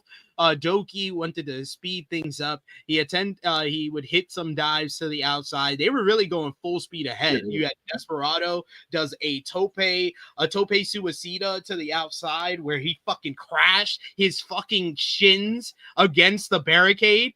And when he's walking off to walk it off, I'm like, yo, this shit's about to hit him when that adrenaline wears off and he's just going to collapse. But he was all right after that. They started wrestling in the ring. They were doing a couple of stuff in the ring for a few. And then Doki goes to the top rope with Desperado at ringside. He attempts a top rope seated senton to Desperado. Mm-hmm. Desperado crashes back first into the barricade. The whole time that is watching, I'm watching Desperado to see if his head connects with the barricade. But apparently, when Doki comes down on the seated senton onto Desperado, he's bracing his fall, and he cracks his elbow nastily on the blue steel barricade. Officials declare Doki unfit to continue almost immediately. Desperado was visibly upset at this turn of events as he is crowned the new IWGP Junior Heavyweight Champion via referee stoppage, via injury forfeit. I gotta give it up to the referee for this one. He's the MVP of this matchup because there's too many times in wrestling that we've seen cases where the referee is not quick enough to make that decision. He was very quick to make that decision, and it was the right one. So shout outs to the referee here. But this was unfortunate. I'm not going to give it any type of star rating, but it was trending to be very good when it happened. It was, man. It really, really was. Like with certain injuries, New Japan tries to catch everything on camera, and unfortunately, they did catch the injury on camera. They tried to quickly pan away, but like when you saw the dislocation of the elbow there could be nothing extensively was said about the injury, but obviously there was a dislocation in the elbow area. There possibly could be a fracture in his freaking forearm. Who knows at this point? But get well soon. So El Doki, because he freaking deserves it. Man, listen, he finally got it, man. He got the main event feel. He was in there doing a damn thing, and it was over before we even blinked, man. Before we even blinked, Doki, man. Nothing but the best to you, brother. Hopefully you come back strong in 2025. Despy was having a comedic rest of his Tokyo Dome weekend. So shout out to Despy on that one. But yeah, man, let's that was rough to watch, to be quite honest. But yeah, shouts to Mario Asami for calling the match when he did. Quick, fast decision. And I think the other matches during the night I could have made up for the rest of it in time wise, but we'll talk about that. Did not happen that way, guys. Some matches got a little bit more time than was necessary, to say the least. But up next, and I agree with you, thoughts and prayers to Doki. Hopefully he has a speedy recovery and can come back very, very soon, healthy and good, because honestly, getting an injury in the junior heavyweight division, who has been hit so badly by injuries the last 2 years, it's been ridiculous. But getting an injury, it's not a good thing for you in the junior heavyweight division, because there's always someone else to take your spot. Yeah, and Doki we just saw that with Master Wato. Yeah. Master Wato was pegged at the guy that should have probably had the run that Doki got.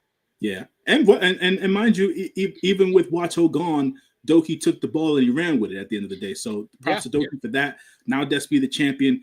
Despy having to have his, I don't know, umpteenth match versus Taiji Ishimori, whatever the case is. First of all, I like to give Taiji Ishimori some credit because it seemed like he found the fountain of youth during the weekend because he was out there bouncing around like I hadn't seen him bounce around in years.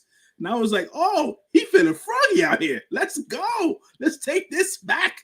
I was all for it, but at the end of the day, we'll see that match and how it goes. But yeah, man, let's talk about the rest of this Wrestle Kingdom card because here is the main event of the show. If you want to watch a great show, this is the main event of the show. It is David Finlay defending the IWGP Global Heavyweight Championship against Yota Tsuji. And I think the theme of this fucking Wrestle Kingdom 19 show is how big time stadium show entrances make people look like they are fucking the biggest stars in professional wrestling. Because first of all, oh my God, Carmen Sugiego with the fucking red hat. Oh my God. I was like, this dude is a whole vibe. He is Suji Marlowe, as I like to call him now. So. Suji Marlowe or Carmen Sugiego, and then Boss Dog. Oh my God, that entrance! Brian Fury tribute. This motherfucker. I was like, oh. He's been fully realized. I was like, we've been building to this. It felt like when Switchblade Jay White came out in the all white at Wrestle Kingdom in 2021 ahead of facing Ibushi. That was his full realization. This was David Finlay's full realization.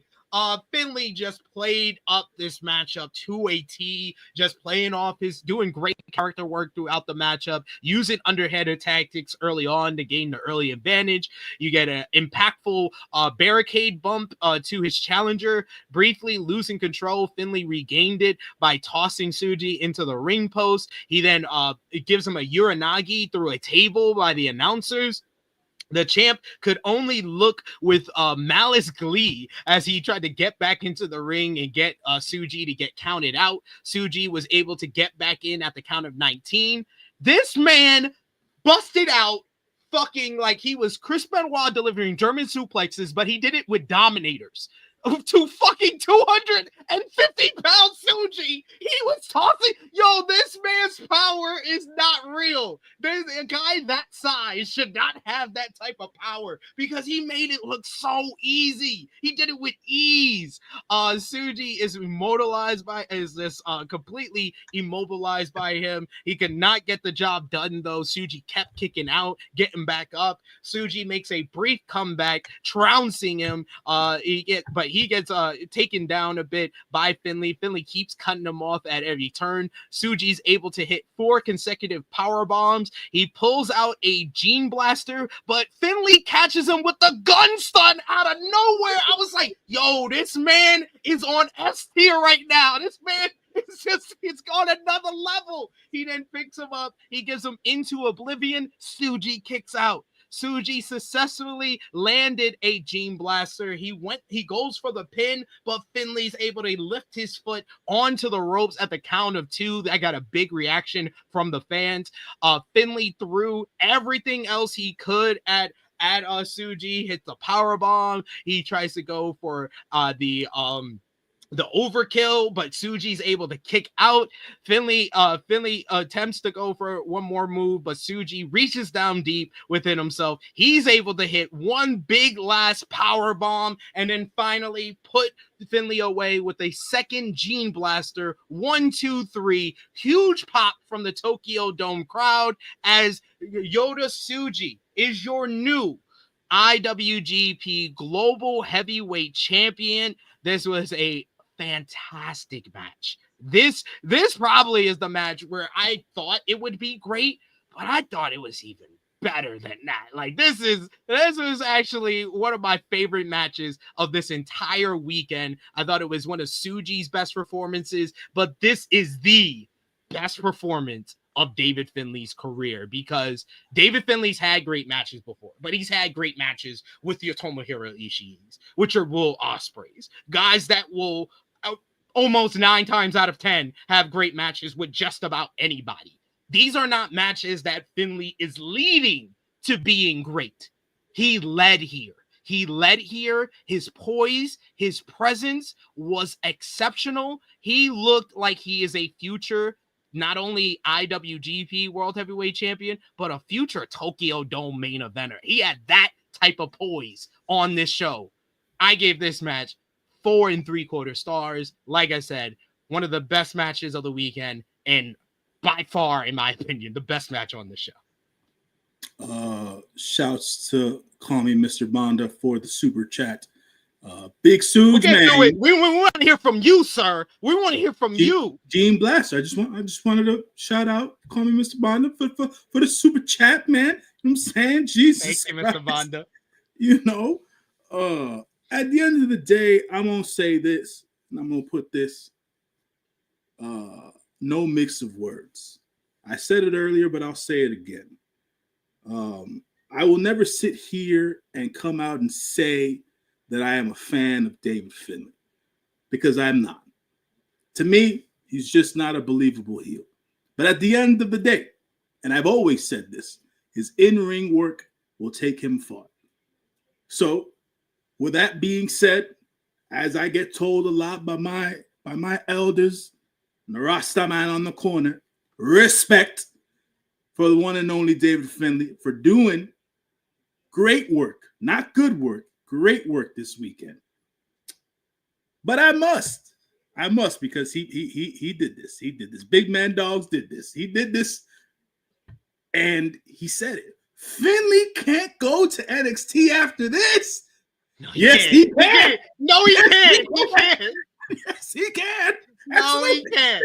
Yes, No, he he can. can't. He gotta win the cup. I'm with Alex Powell. He's my pick to win the New Japan. Let me tell you something, man. After how everything went down this weekend and how everything shaked out after this morning at New Year's Dash, Drilla going solo to the heavyweight. Clark Connor's going to do all the junior heavyweight stuff.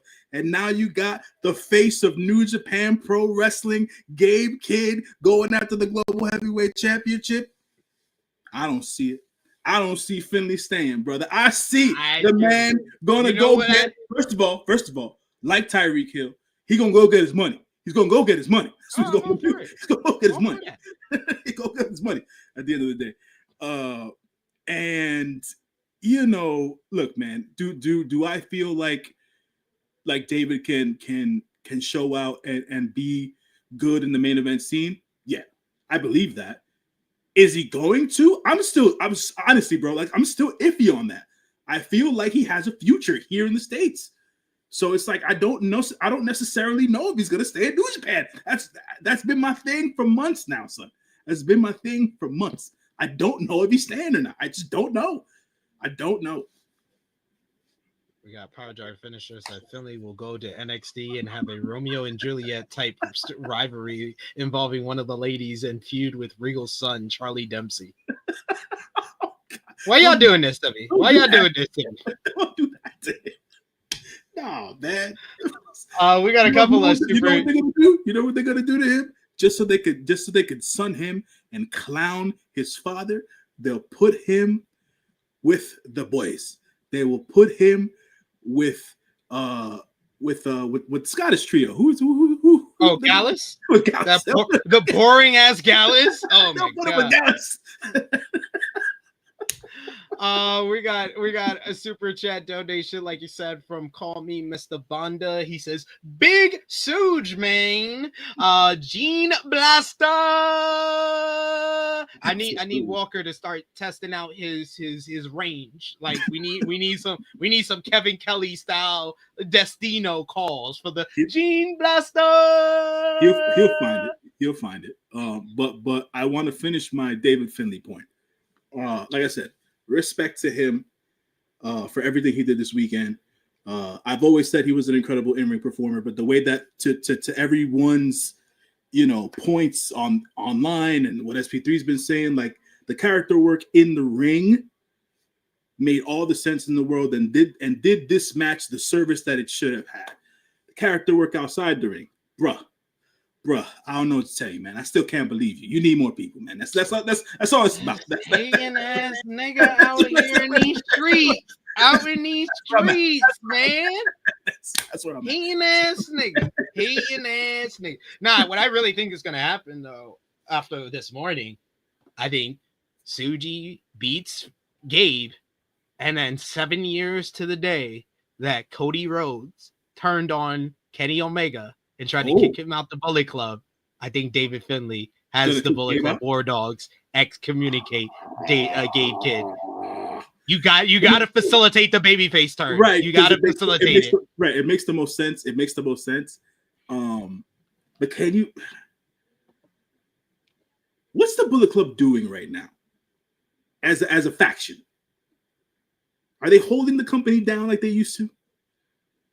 Not really. Not really, right? I mean, they were with Finlay as the global heavyweight champion. But now since that's gone, they got to turn Gabe face, and then the boys are no longer a tag team. So it's like, I can see everybody leaving, man, or going their own separate ways. I can see them all going to some type of like single stuff. Like I can see like Drilla is doing this, so he could probably get in the mix for a New Japan Cup, and maybe possibly in the summer going to the G1. Clark, this gives him the opportunity to be a singles in the junior heavyweight division, which I'm all for. We're gonna see. I think for Sonata, he's just in Bullet Club War Dogs, so he can be a tag fall guy because he doesn't want to do singles anymore. Yeah, and then I think his future is really in a tag team with Jake Lee in Bullet Club War Dogs. You know, I read this somewhere online, maybe yesterday or today, and I thought the same thing. Just looking at the year that was, like, if we want to see a bigger fall from grace than what's happened to Sonata in the last 12 months in New Japan, I don't know what else you can really call it. You know what I'm saying? The War Dog thing for me, it was just sudden. It wasn't necessarily the shock that I thought that they wanted it to be, per se. It hasn't worked for me, is what I'm saying at the end of the day. So, yeah, I just wanted to mention that. But shouts to Big Suge for the win, man. He's a champion now. My immediate thought when I saw him raise that championship inside the ring, I was like, why is that belt so tiny? One. And then secondarily, I thought to myself, he did make comments months ago about bringing back the Intercontinental Championship. Now, I don't know if you have to win the World Heavyweight Championship in order to deconstruct and then bring it back. I don't know how that goes, but it would be cool if New Japan brought it back. I'm just saying. I don't see it. I just think he's talking shit. But Call Me Mr. Banda also sends another super chat donation talking about the match we talked about just before this, saying, I'm calling it. Konosuke Takeshita is having his Kenny Omega 2021 belt collector run this year. This was heat. Talking about Takeshita versus Shingo. He can't because certain females doing that. So sorry. Oh, true. You have to wait. You have to wait. Two belt Takeshita is fine for now. But they're two different wrestlers, though. But you should only have one belt collector in a company. All right. Two belt collectors. I mean, what do you got? Competing for the next Pokemon card? What the fuck are we doing? But we got Dustin. He says they got 5 heavyweights in War Dogs now. So Clark doesn't count. Yeah, Clark doesn't count. Clark's a junior. Is still a junior. Yeah. He didn't move up. So you're talking about it'll be Sonata, David, Finlay, Gabe, Sonata, Jake Lee, Drilla. He's right. Yeah, 5. Yeah. Somebody's got to go, man. Somebody or somebodies. Sorry, Gabe. You got to go babyface. Sorry, Gabe. You can stand on your own. None of these guys here. Frantic Gorilla says, I can see some new blood coming to beat Bullet Club War Dog. No, I think they're getting too much with that. Keep it at the number. They need to reduce down, not bring more people in. Exactly. I see a reshuffling of the deck. I don't necessarily see new people coming in, per se. Yeah. So, yeah.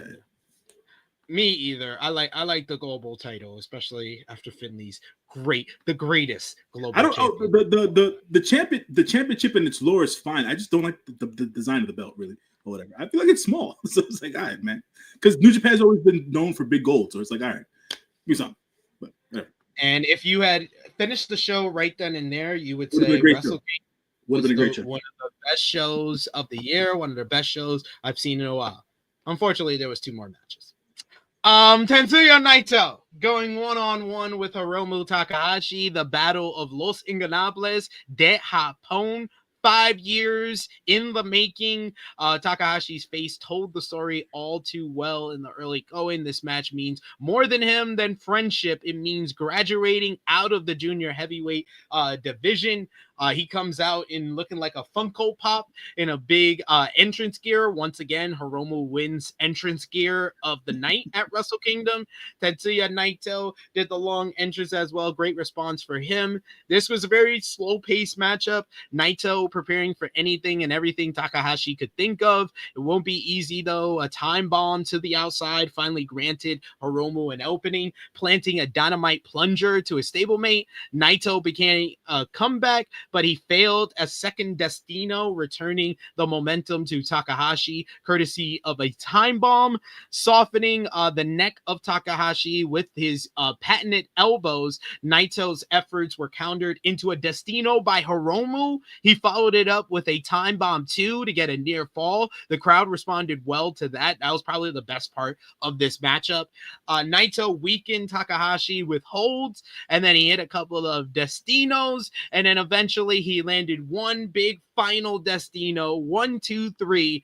Hiromu has been downed. Tetsuya Naito gets the win over Hiromu Takahashi here. The tension, the relationship, the vibes, the lore of the Hiromu and Naito matchup made me enjoy this matchup for the most part, but this was way too slow. Got well over 17 minutes here.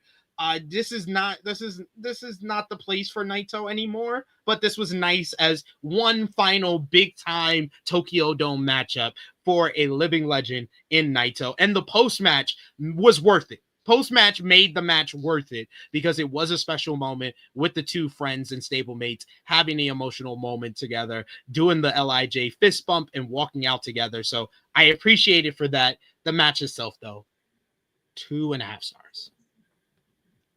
Yeah, I don't really have much to say about this here. I've publicly been on record just basically always voicing my concern of Naito and his physical condition. Alex Powell, even though I don't like to put anybody in the same category as Misawa, I understand the sentiment, right?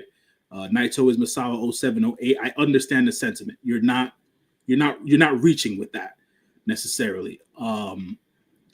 Sometimes there has to be someone to tell him, hey man, you gotta let it go.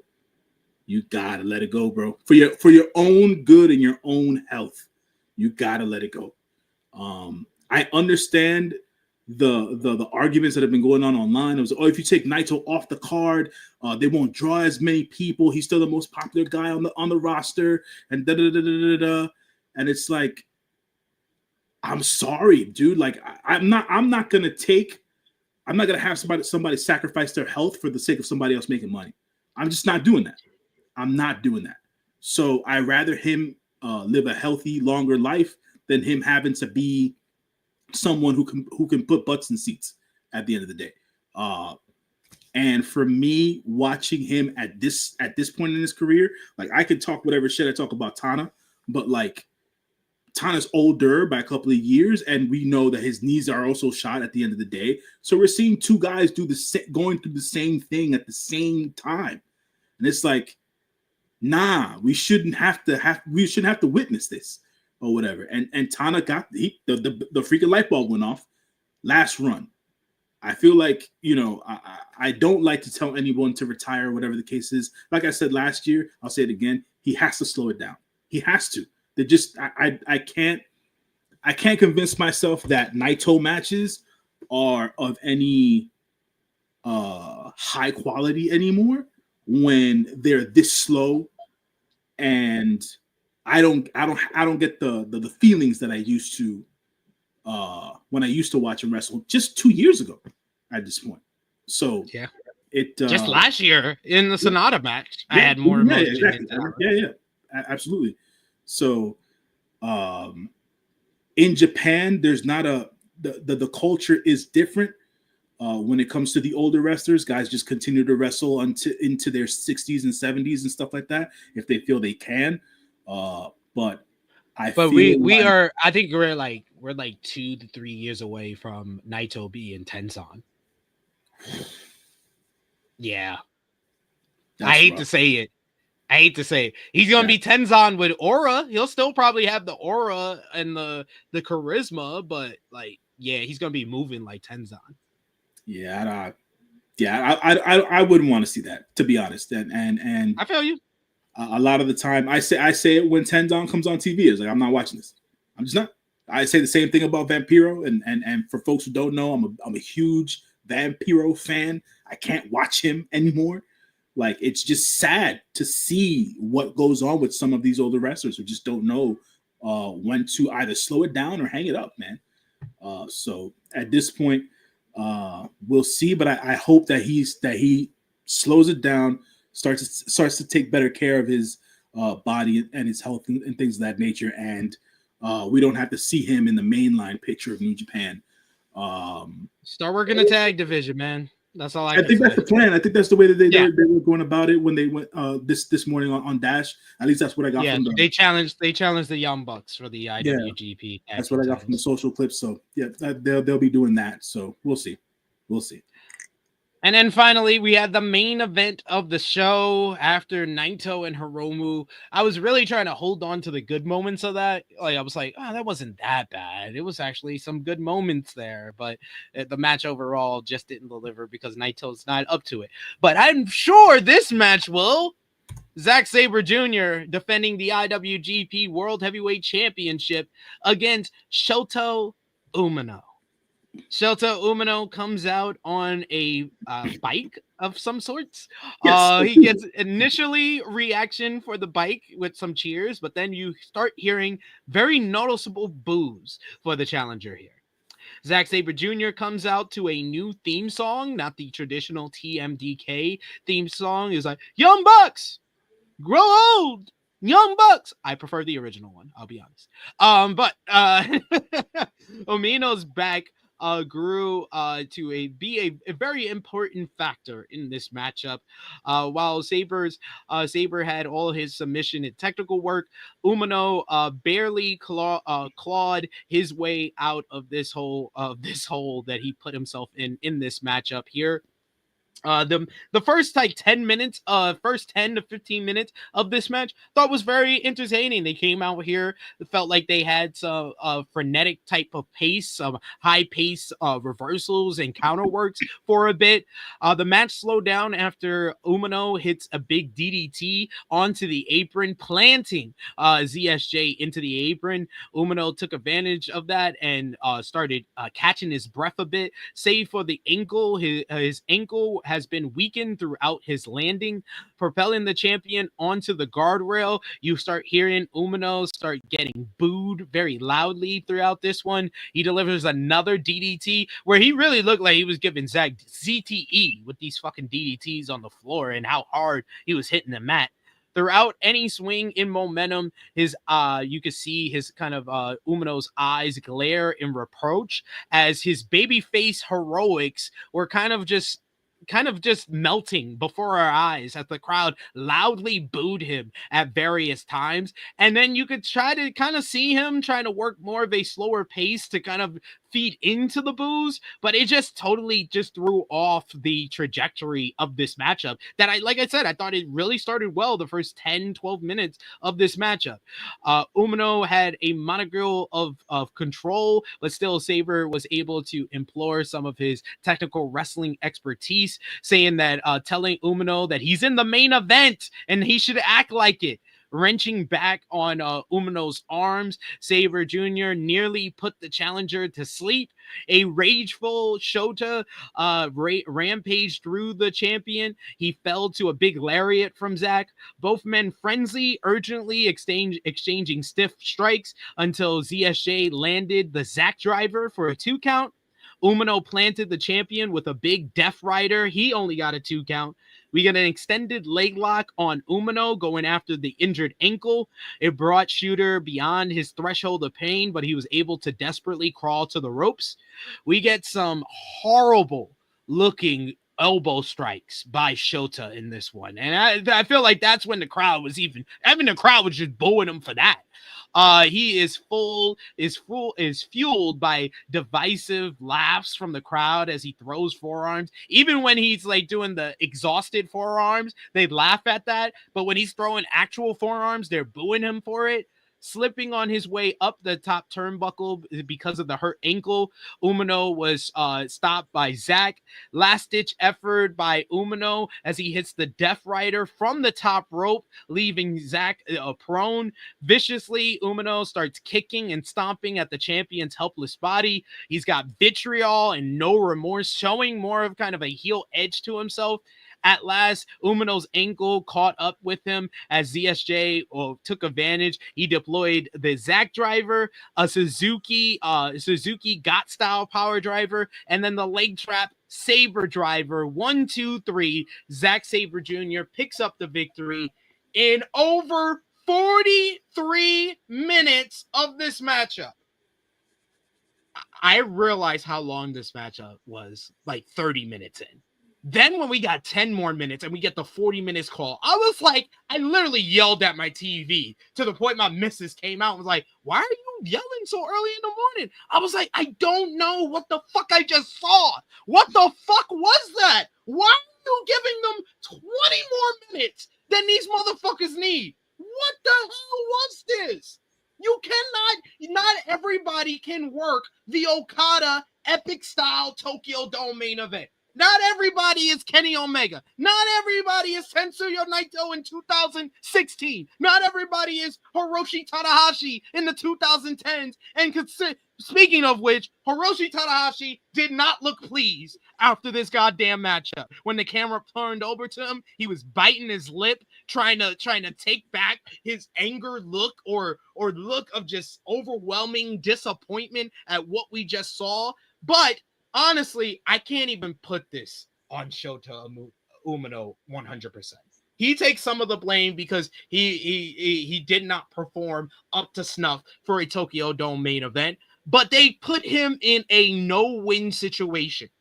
You gave him this horrible way to get the shot at the Tokyo Dome main event where he got outclassed and he lost in the G1. It wasn't like he was close to being in the G1 playoffs. He lost in the block format.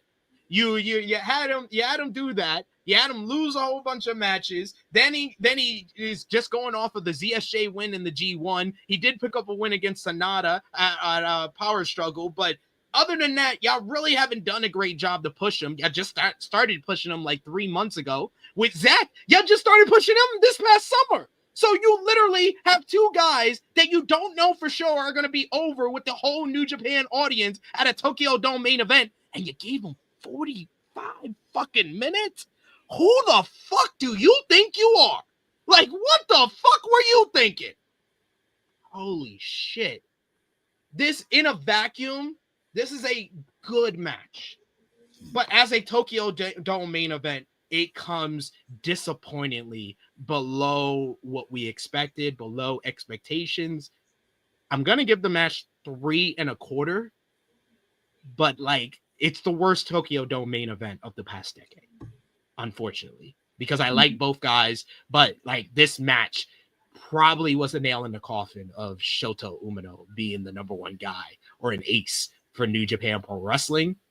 And I think they're going to give Zack more of a chance. He's going to be champion longer, but it wasn't the best kind of vote of confidence for him here. Okay. So for complete transparency, at about 6:35 a.m. Eastern Standard Time. This is when this match started for me. I noticed that the match was still happening at about 7:11 a.m. That means I was intermittently sleeping in this match because I was tired, folks. Not because the match put me to sleep. I was tired. 7 a.m. on my side. I'm not used to that shit. I mean, it's debatable. It's debatable. You know, I was. It's one of the few times I decided to watch Wrestle Kingdom live. I was conked out. With that being said, I'm gonna take a page out of the SP3 book here. I was right. Yeah, you are. I was right, SP3. I was right. You are. You are. And to my chagrin, I was right. Because my hope has always been for Shota to prove me wrong.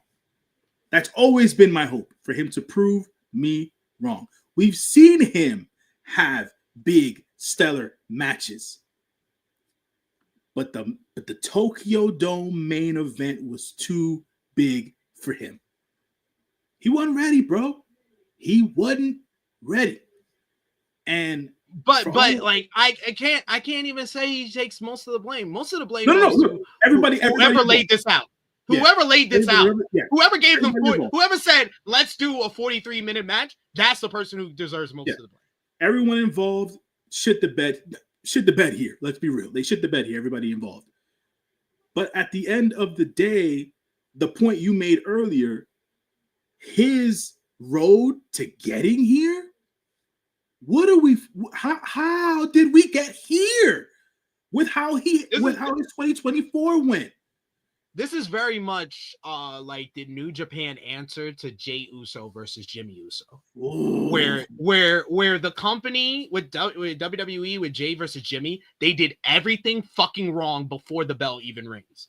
Like, the heel turn was the wrong time. They did not capitalize on the heel turn. They did not book Jimmy right ahead of that. They did not give Jey any significant singles wins. So then when the bell rings and it's lackluster and you have two guys who work the fucking same, it was number one in the True Heel Heat worst matches of 2024, top 10.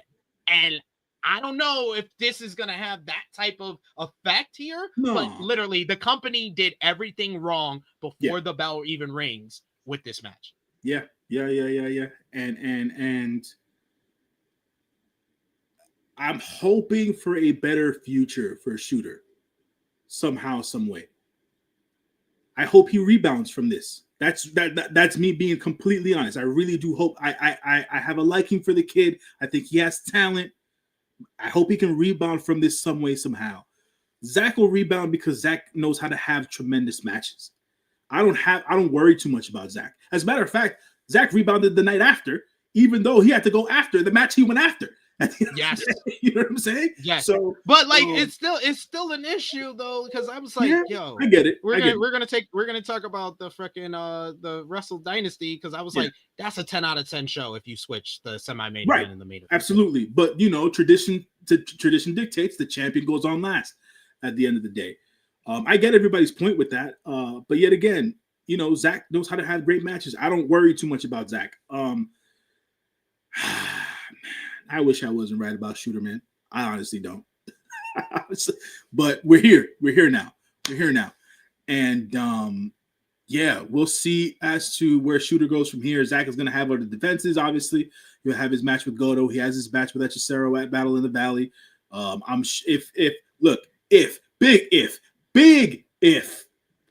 If David Finlay stays, I would want to see what kind of match they can have. If David Finlay stays, I want to see what kind of match they have. And yeah, man, I don't necessarily. Who else is in the main event scene currently? Really? Well, there's Zack. There's Shingo can be in there. Sure. Okay. I mean, when you're the global champion, you're kind of like the B guy in the company with this company. So Suji's in there, in that mix. Finley's in that mix. Gabe has to be in that mix after this weekend. So it's a whole fresh new main event scene. There's no like the three stalwarts of the last decade of Naito, Tanahashi, and Okada are definitely not there. they're gone. And from to have the Japanese representation, obviously, right? You talked about Suge, but Suge is the global champion at the end of the day. And it's like, who? Because it's not Shooter, and obviously it's not Ren Narita. Let's be real.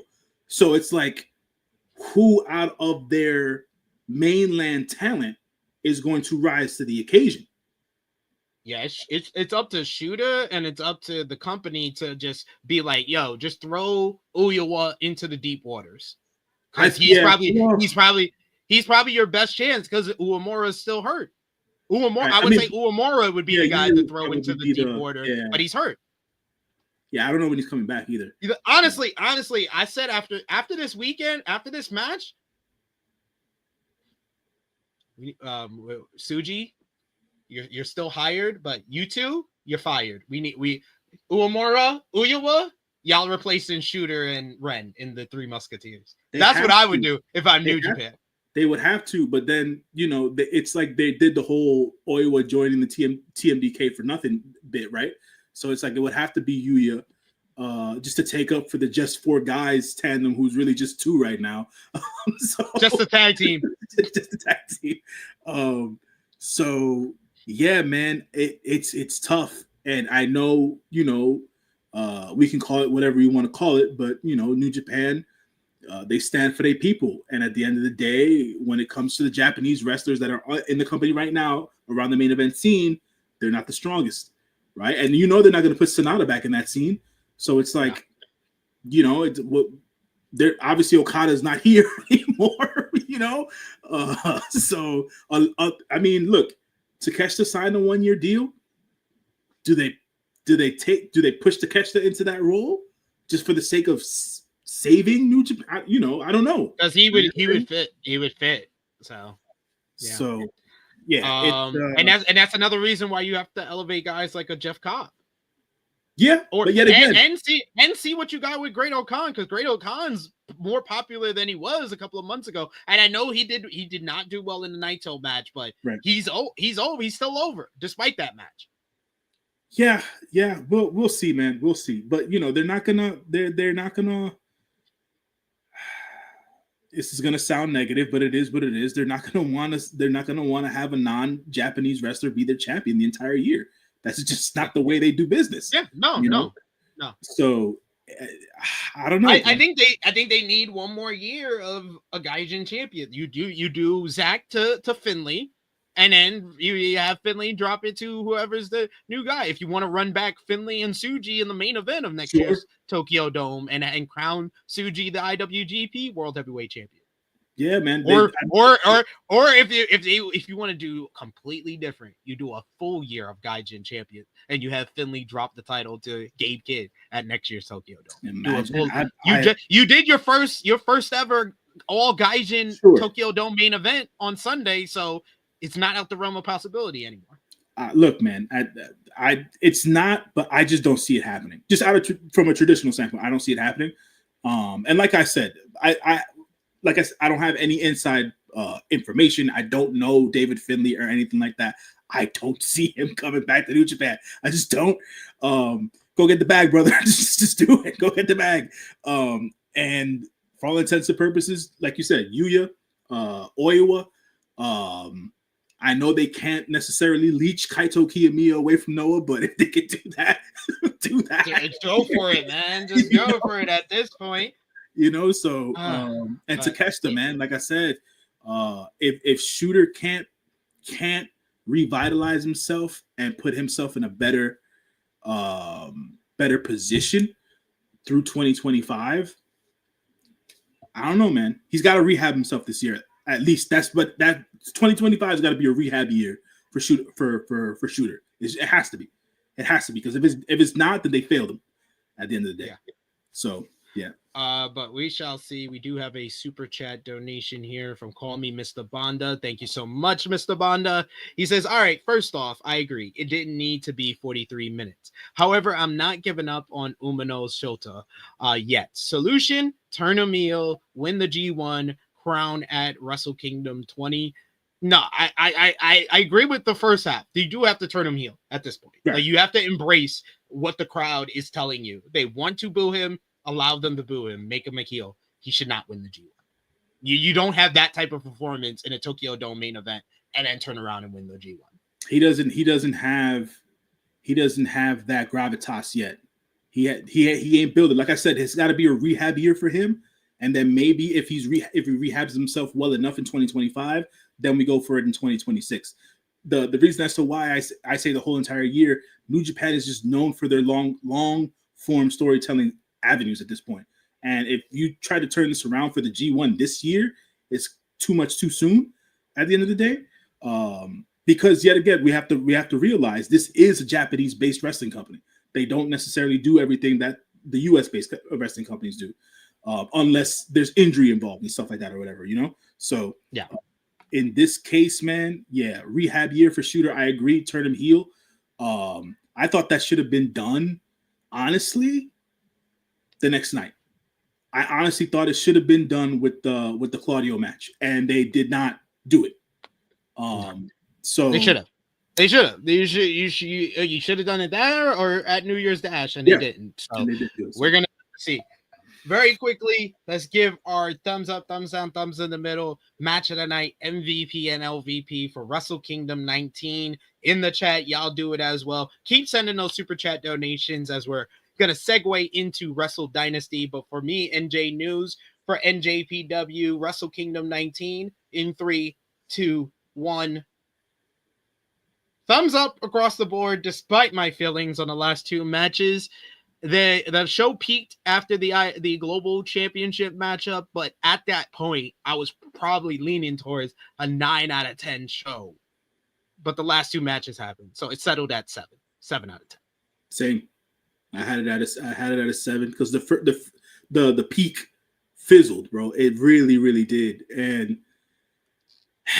not for nothing, man. It made a lot of the rest of the show forgettable, which sucks.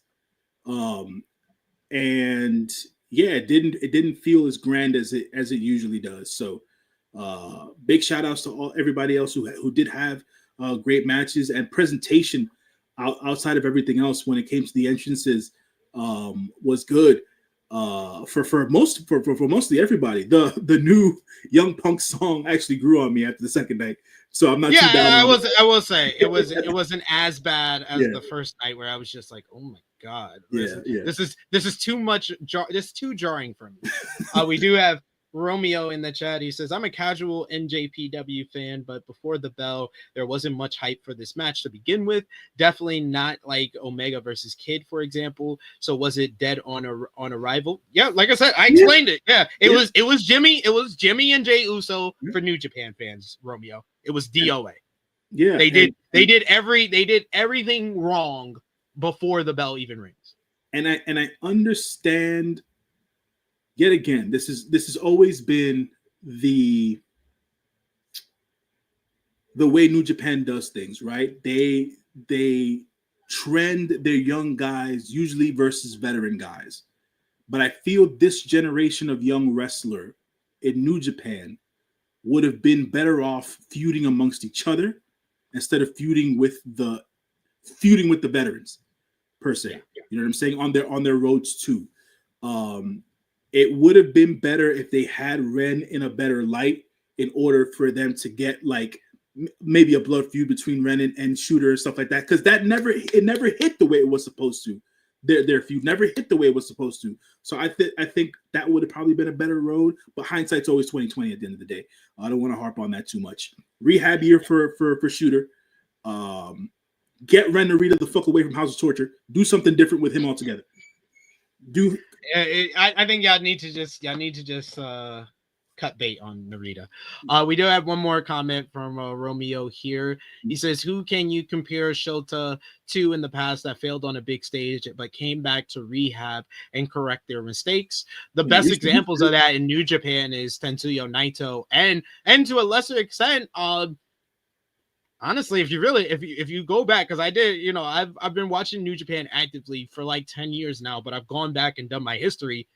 Nakamura and Tanahashi did not do well their first time out on the big stage. They did not start well on the big stage. They did not. They made up for it. Yeah. So that's why I'm cutting bait on on Umino being the ace of the company for now, but I do hold out the privilege of coming back onto the bandwagon.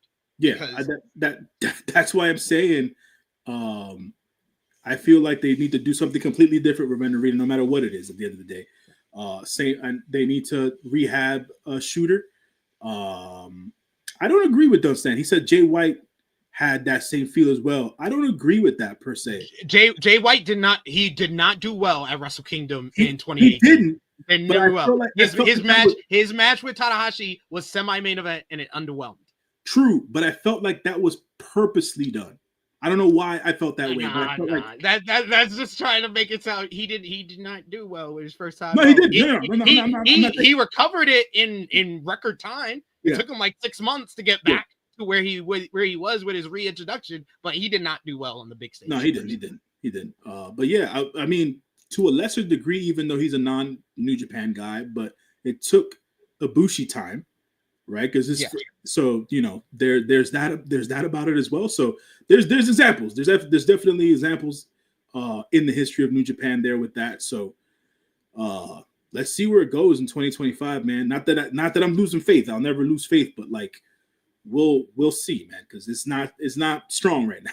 It's just not strong right now. Match of the night: Tsuji versus Finlay. Jay knows. Sure.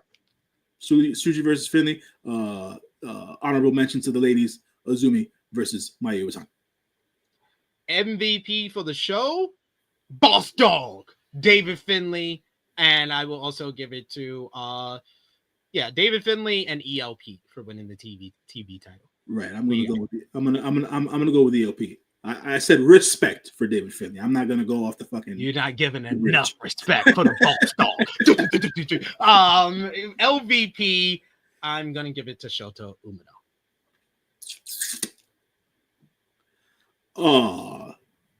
Yeah.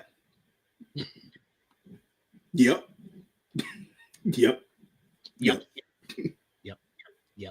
Exactly. All right, we got to move on, and we're going to run through a couple of the lesser matches on the second night, but we're getting into Wrestle Dynasty. Share your thoughts. Keep coming with those super chat donations here as well. We'll go very quickly through the pre-show matches. There was 2 on the pre-show for night 2, Wrestle Dynasty, NJPW, AEW Wrestle Dynasty from the Tokyo Dome. About just over 15,000 in attendance, a total 2-night total in the Tokyo Dome of 40,000 in attendance. The opening matchup was for the International Women's Cup with a 4-way matchup as CMLL's Persephone versus Stardom's Momo Watanabe versus AEW's Willow Nightingale versus Ring of Honor Women's World Champion Athena. And these women, man, they came out here and they wasted no time. They pretty much got the memo from Azumi and Mayu that, hey, ladies, you're not going to get enough time. So y'all need to go out there and just go 1,000 miles per hour. And that's what they did. You get Momo dominating early on, dismantling Persephone and Athena. Nightingale, however, showing off her power. She was an absolute powerhouse in this matchup, throwing around Persephone, throwing around Momo. Frenzy after frenzy ensued. We get some hard-hitting action. Athena dominated for a bit with her bully style, ruthlessly cutting off her opponents, interrupting Nightingale's offense to Persephone. Athena sought to take advantage of her distracted state. She hits the O-face, but Tekla pulls the referee out of the ring, causing Athena to not win the matchup. Momo Watanabe is the one who does win after she hits Athena upside the head like she was a baseball in the Tokyo Dome with the bat, and then followed up with the Peach Sunrise to be the first woman in 2 years to pin the forever Ring of Honor Women's World Champion Athena. Momo Watanabe is the winner of the International Women's Cup. She gets a shot at any title of her choosing in AEW, ROH, Stardom, or CMLL. Great choice, because this was a surprise right off the bat to me. I really like this.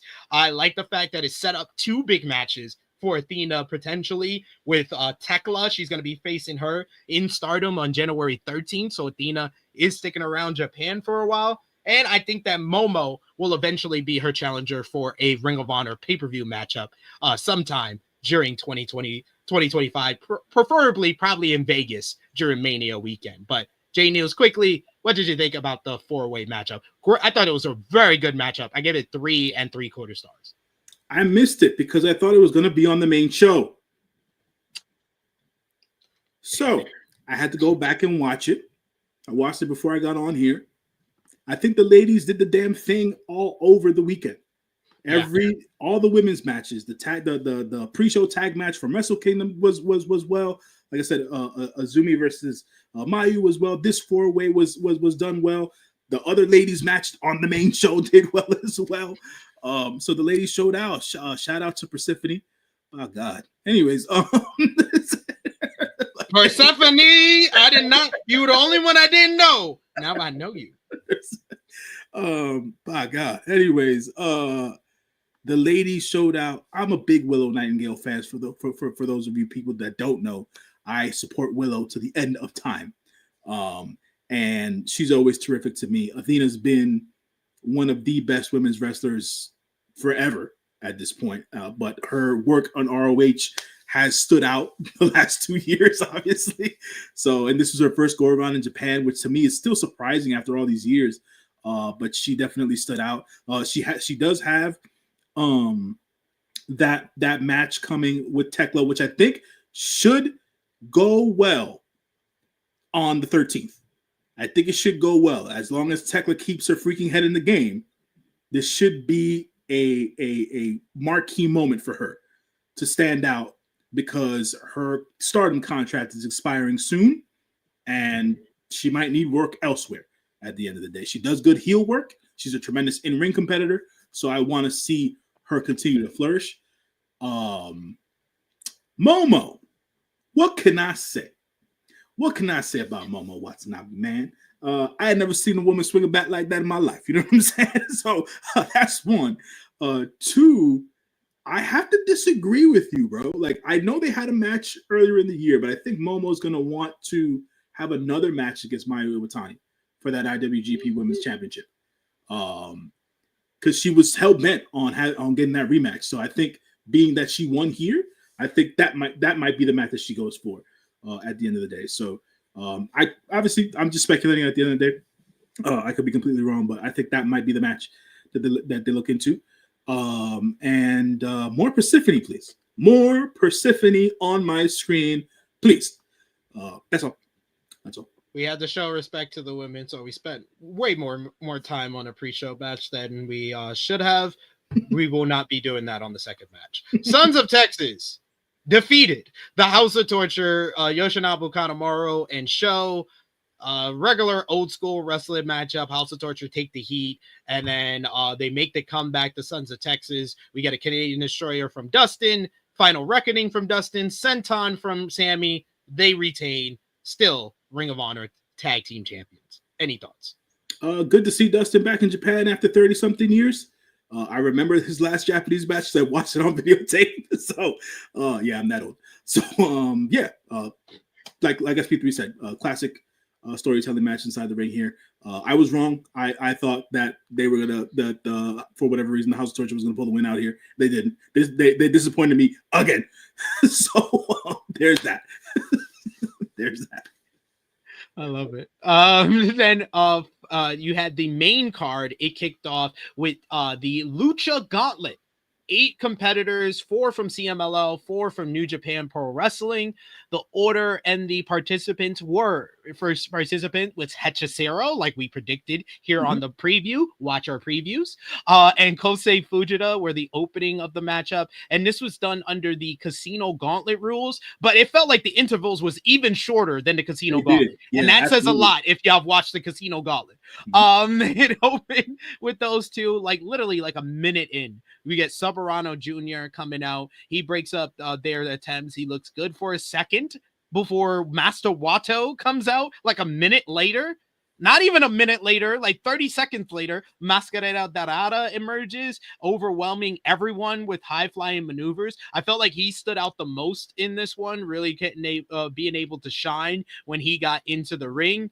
Then you get Taiji Ishimori making his return back to New Japan. He gets involved here. Then you get Teton. Everyone gets their high-flying spots, a whole bunch of high-flying moves to the outside, until finally the final entrant is El Desperado, who comes out with the junior heavyweight championship, and everyone in the ring is eyeing him. All the NJPW and CMLL talents jump him, hitting body slams in succession. Chaos erupts in the gauntlet with topes and dives abound to the outside. Dorado was the last to soar as Desperado and Fujita grappled on the mat.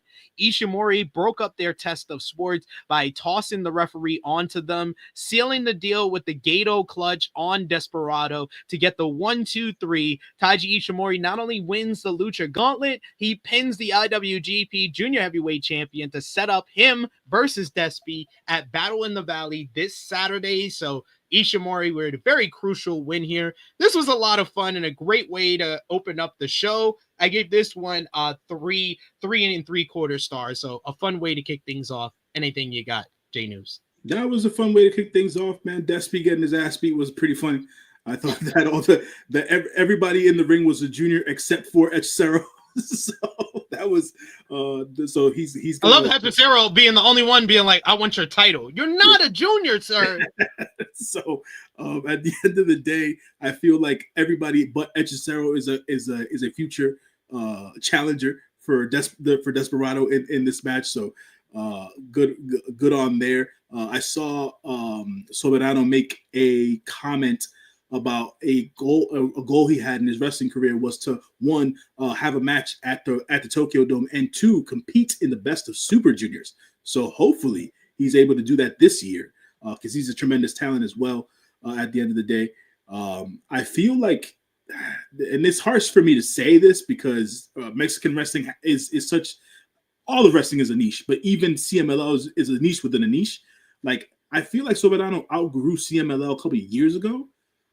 I've always seen kind of a bigger stage for him. I just don't know where necessarily, but I would like to see him achieve his goal and be part of Best of Super Junior. So hopefully he's able to do that this coming year. And Mascarada Dorada, man, that dude is freaking amazing. At the end of the day, he's the next guy. You could tell by even the reaction that he got here. Yeah, I was surprised we didn't get any Templario, but you know, it is what it is at the end of the day. So we'll see how it goes. Yes. Okay. We got Kwamina Sobanda. He said Taiji Ishimori didn't need this win. Teton Dorada could have bagged this one. They're not focused on pushing Teton until Super Junior time. But the second match on the card was a special 5-minute grappling rules exhibition matchup between Hiroshi Tanahashi and his longtime rival and friend Katsuyori Shibata. Great reaction to Shibata coming out here in the Tokyo Dome. Tanahashi, of course, always gets a great response. These two guys lock up. We think we're going to get a grappling contest. And literally less than a minute in, they throw a chop. And they throw another chop. And another chop. Mm-hmm. And another chop. Yep. And another chop. Yep. And another chop. And another chop. And another chop. Shibata's chest is red. Tanahashi's chest, I have never seen it this red. I've seen Tanahashi face people who throw hard chops like a Tomohiro Ishii or a Shingo Takagi. Never seen his chest as red as Shibata spending 4 minutes chopping the shit out of him. Tanahashi's throwing chops. Tanahashi threw a fucking headbutt. And I got the biggest reaction of this goddamn match because everybody was like, yo, what are you doing? Y'all are wildin'. I know you're the president. You're wildin'. I was not expecting that. When I saw Tana throw the headbutt, I was like, nah, bro. You can't be doing this, man. Like, that's not part of what we discussed backstage. Like, you know, This was reintroducing Shibata to strong style. Of course, we go to the 5-minute draw. No one wins, but this was just such a special moment, such a great moment. If you know the history between the two guys, if you're a longtime New Japan fan or a longtime Shibata fan, this felt like the Shibata of old here, going into business for himself. Loved commentary, Chris Charlton talking about how Shibata went into business for himself the last time he had a grappling rules matchup here. He didn't do that here, but they just went into business for themselves together and chopped the shit out of each other. This was a blast. I gave it 3.5 stars. Yeah, it's it was more the moment for me than anything else, right? Not necessarily the match. It was just really what it felt like to see it. The fans were basically echoing what was in my head the entire time. Just them in the ring together was more than enough for me at that point in time. One more go. He wants to get at it. Maybe we get that one-on-one between the two of them at Forbidden Door. I would as a special singles match, I would like to see that. And like I said, like we said when we talked about it earlier and stuff like that, I hope that with Shibata throughout there into the universe happens, man. I hope that Tana's able to have discussions with WWE and Shinsuke, and they're able to at least have a one-off appearance for Shinsuke in New Japan, because he doesn't belong anywhere near Noah. Stop doing that Noah madness with Shinsuke Nakamura. It's not the same, y'all. It ain't the same, okay? There's no lore there, okay? He is not the king of strong style of Noah, okay? So it's like, let's get that right. So and let's do right by Tana at the end of the day. So it was just more the moment for me, and that's all it was about. Just for the moment itself, 3.5 is fair at the end, you know. But good to see Tana had a good night on Dynasty as opposed to what happened the night before. Hey, Tana had a good night both nights, man. He got a good match out of Evil, man. Tana's one of the best performances of the weekend. Well, Tana ended his night at Wrestle Kingdom in supreme disappointment, so I don't necessarily know. Oh, well, that is true. But yeah, very, very good moment from Tana and Shibata here. But next up was for the NJPW Women's Championship and undisputed British Women's Championship from Red Pro. Mercedes Moné versus Mina Shirakawa in a double title matchup. Both of these ladies were fucking superstars in their entrances. Mina Shirakawa was meant for the stage of the Tokyo Dome. Her entrance was made for it. Her attire was made for it. But goddamn, Mercedes Moné, oh my God. Sailor Moon cosplay, and then she takes off that, and she's got on one of her best gears that she's ever put on in her life. That gear she had on was chef's kiss. Moné's confidence really shone through in this one. She dived onto her opponent early on the outside after she took a spill, but she fell from the top rope a moment later after Shirakawa caught her with the dragon screw leg whip. Shirakawa worked over her knees, and Shirakawa, now that Tanahashi has no knees and isn't counted on to do the long form kind of limb work that he used to do, Mina Shirakawa is now the master of that. Like, no one works over a knee and preps for her submission quite like Mina Shirakawa. She makes everything she does look like it has a purpose. No one gets psychology in women's wrestling quite like Mina Shirakawa. I think she's one of the best, and it's a part of her game that isn't praised enough. She couldn't avoid, Shirakawa couldn't avoid the Meteora from Mercedes Moné, continuing to target her Mercedes weak spot. We get Shirakawa trapping her leg in a leg lock, another dragon screw leg whip. At one point, she does a one-wing angel styles dragon screw leg whip, which was great.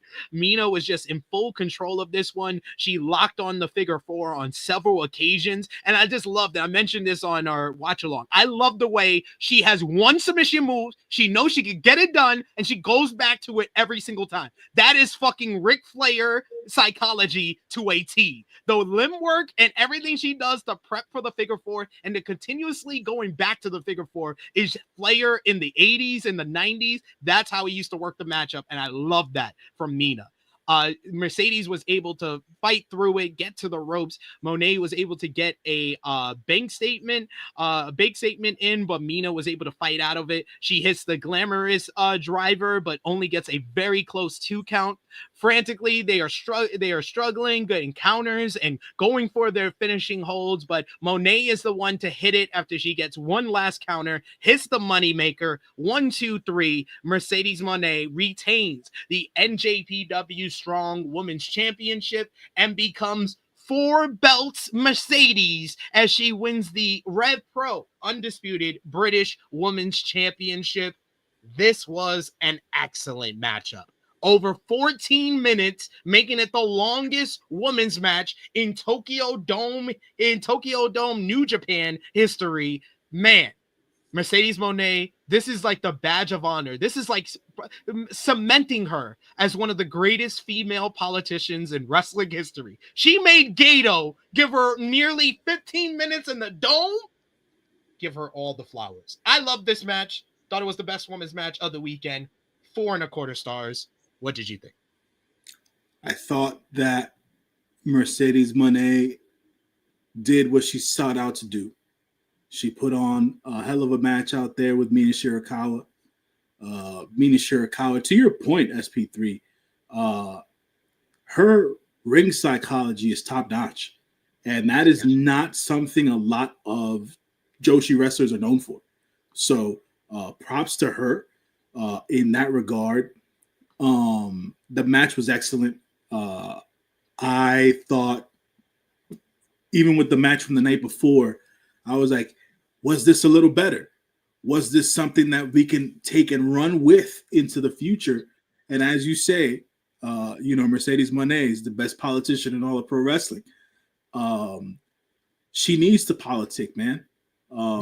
The lady. Yeah, this is not. Because some people have that politician word as a bad term. No, it's not a bad term. When you like Will Ospreay is one of the best politicians in AEW. You know how I could tell that? Ricochet and Kyle Fletcher getting pushes. That's Ospreay as a politician. Ospreay as a politician, he doesn't think about himself. He thinks about his friends. He thinks about Mercedes others. As a politician, she's thinking about herself, but at the end of the day, she knows by pushing and politicking for herself, she's politicking for women's wrestling in general. Yeah, so I agree with that, man. It is one of those situations where does Mercedes go from here? I know somebody in the chat pointed out maybe she goes to Mexico and she wins the CMLL Women's Championship and stuff like that, or whatever. But I will say that she has not made her UK debut as of yet. And a specific young lady who goes by the name of Alex Windsor has put her name out there and told Mercedes to bring that belt back to the UK so that she can take it from her. I would like to see how the young lady fares in a match versus Mercedes Monet. I think that Alex is very talented. She does great heel work. She's been great in the UK for a long period of time. We've seen her a few times here in the US on AEW TV. And she is Will Ospreay's missus by all intents and purposes. So, and she's the head. No, Nina's the head of their faction. Nina Samuels is the head of their faction. Nina Samuels. And Nina just won the Progress Women's Championship. Yeah, and Nina just won the Women's Progress Championship. So that can be something else Mercedes can tangle with if she goes to the UK and spends some time over there. You know what I'm saying? So, love to see it. Love to see Mercedes continue to politic for the women in all of women's wrestling and continue to put a spotlight and make them prominent because they can do what the men can do. It's been proven. Just give the good ones the time and they'll make it happen. You know what I'm saying? So, that's where I'm at with it. But great match between the ladies and just want to give them their props for that. Yeah, definitely deserved it. And yeah, call me Mr. Bondo. Great quote by Lyric. Shout out to Lyric. Had a great time talking about these two shows with her over on Fightful. She says, we're done being humble. Mercedes, Kenny, Takeshita, we done being humble. Indeed. Next up, we had 2 back-to-back singles non-title matches. So try to get through these relatively fast, even though do want to spend a little bit of time on this one because I thought this was the better of the 2. Mhm. David Finlay going one-on-one with Brody King. And I thought when they paired these 2 guys up, I was very interested to see how this would work. Because Brody is undergoing kind of like a slow burn babyface turn in AEW, while David Finlay, just coming off of his best performance yet as the Bullet Club leader. King's domineering size and overwhelming strength just completely dwarfed Finlay early on, which really changed how the crowd reacted to this matchup. He overwhelmed Finlay with like brute strength, and Finlay just basically had to learn and adapt and use his cunning tactics to kind of serve him well enough, but King just didn't even let him at certain times, freaking tossing him around, toss him into the steel barricade. He sits him in a chair by the barricade and delivers his running crossbody against the barricade, where it almost looked like the barricade fucking bent. Yeah. Oh my God, the force in which he did that was severe. Gato is checking on him. Gato was fucking yelling at Finlay in this. He's like, get up! He literally yelled into the microphone, "Get your fucking ass up, David." And I was like, and that awakened not only Finlay, but it really awakened this crowd. The crowd rallied behind Finlay. I was fucking. They started cheering for Finlay. He pokes King in the eye. He threw himself completely into his larger opponent towards the barricade twice.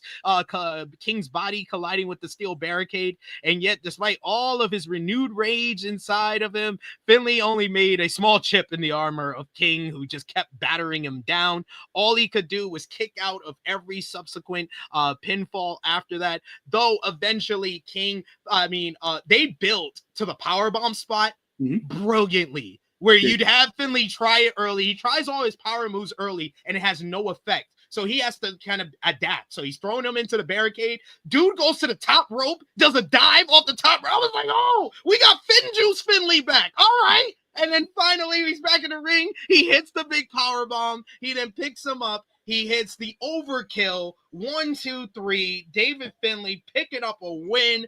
And probably his best babyface performance. I would say even better than his entire babyface run. Just how the crowd turned. Because they started getting behind King early, especially when he's doing the barking, and they started doing the barking with him. But then Finlay just getting battered down, got the crowd behind him, and he was a babyface by the end, and he gets the win. I gave this match 4 stars. I thought this was awesome. It was a great match. It was definitely a great match. But I want to point something out, man. Commentary got on my nerves during this match, and not for nothing. The reason it got on my nerves wasn't because of anything that was. It wasn't because of anything that was said. It was because of something that wasn't said. They didn't even point out the size differential between the two during the match because they wanted to make it seem like David Finlay was on par with Brody King when we know that's not even the case. At the end of the day, no one stands on par with Brody King. He's the fuck. Oh my God! No. Big bad Brody King is big bad Brody King for a reason. To your point, SP3, they have been slightly turning Brody King face for quite some time, which. Not for Brody King's sake, but for the overall House of Black's sake, it scares me. It scares me because I don't want to see those boys break up. I know eventually they'll probably go their separate ways, but I am a fan of the House of Black, and I want to see them do more stuff as a unit. Hopefully they get some AEW TV time sometime soon or whatever the case is. But Brody King did excellent here versus David Finlay. I think that yet again, David Finlay had a great weekend. Have to respect the work at the end of the day, but I think somebody put it in the chat that he got humiliated this morning during New Year's Dash. Whatever the case is, it's funny, man. It's funny. Usually, you get humiliated when SP3 when you're on your way out. He didn't get humiliated. It's literally like you are fucking responded to your burner account. Genesis J just thinks like you. He hates Finlay. He did not get humiliated. I don't have a burner account. I don't need a burner. He's like, I don't need a burner account. I got Genesis J. I don't need one. No, it was an excellent match, and I want to see more Brody King in New Japan, man. Give me more Brody King in New Japan. You know what I'm saying? So he's of the caliber of big guy gaijin wrestlers that they would have back in the old school, the Stan Hansen types, the Vader types. Brody King fits that mold, man. So I would like to see more Brody King in New Japan. And I think we might have seen the last of Dave Finlay. So that's all I gotta say. Nah, I said it on the watch party. If he had lost this match, then yeah, you were probably right. But he won. So no, you're right. Humility. Next up, we had Shota Umino going 1-on-1 with the Death Riders, Claudio Castagnoli. Oh my God. They just said, yo, Shota Umino, we know you had an awful performance the night prior. Now we're going to embarrass you. Go out with the paper belts. And he did. Oh my God. I was like, what are they doing? What are they doing to him? He came out with paper belts after he lost in the main event of the Tokyo Dome. He's done. He's finished. And then Claudio jumps him during his entrance, basically giving up his entrance in the Tokyo Dome, which I wouldn't have done that. His wrath was delivered onto Umino throughout this matchup, basically battering him. Remorseless approach from Claudio throughout. Claudio's wealth of strength pays dividends as you get a spot where he casually tossed Umino from the top rope as though he was a fucking lightweight teddy bear with a power slam. When his signature swing couldn't basically get the win over Umino, the crowd was behind Claudio this entire time, despite Claudio working this matchup like he was the heel. They were behind Claudio despite that, booing Umino at certain points very loudly. Umino got locked in the Boston Crab, but that didn't get Claudio the win. Claudio fell victim to the elbow strikes to the neck, a big DDT off the top rope. He came back with a Ricola bomb for a near fall, but Umino was able to reverse thing. He does the backslide into the Death Rider. 1, 2, 3. I thought this was a good match and much better overall how I felt after the matchup than the match the night before. So I gave this match 3.5 stars. They had an opportunity here to have Umino get the respect of Claudio and maybe lead to a heel turn by way of him joining the Death Riders, but they showed a little bit of respect to each other. Claudio shaking the hand of Umino, but then flipping him off. Umino gets the win, but I don't know if he redeemed himself. I don't think the match was good enough to redeem him. He needs like about a year's worth of rehab, son. Like he needs to go through detox. He needs to have the shakes. He needs to get all that shit out of his system, and just come out a brand new man. Might just need some different. You know what I'm saying? But I will agree it was a decent match. It was a better match than the match that he had the night before. If this eventually does lead to his heel turn, I'm for it. I just feel like they're taking too much time with it at this point. This is something that at this point they should have just noticed. All right, we need to turn Shooter. Let's do something with him real quick so we can get the ball rolling and start to rehab that way. But it has not started as of yet. So we are still here with Shota Umino, and it's been a long time since I've called him the top because he doesn't deserve it. So yeah, we'll see where it goes. We'll see where it goes. Yeah, I understand he had them on Wrestle Kingdom, but don't bring them out the night after you lost in the Dome main event. Like, that's and just then they, I believe, Okan ripped them up this morning, so he no longer has it. So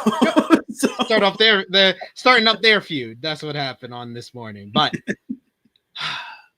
It was time. It was time for a genuine Tokyo Dome classic.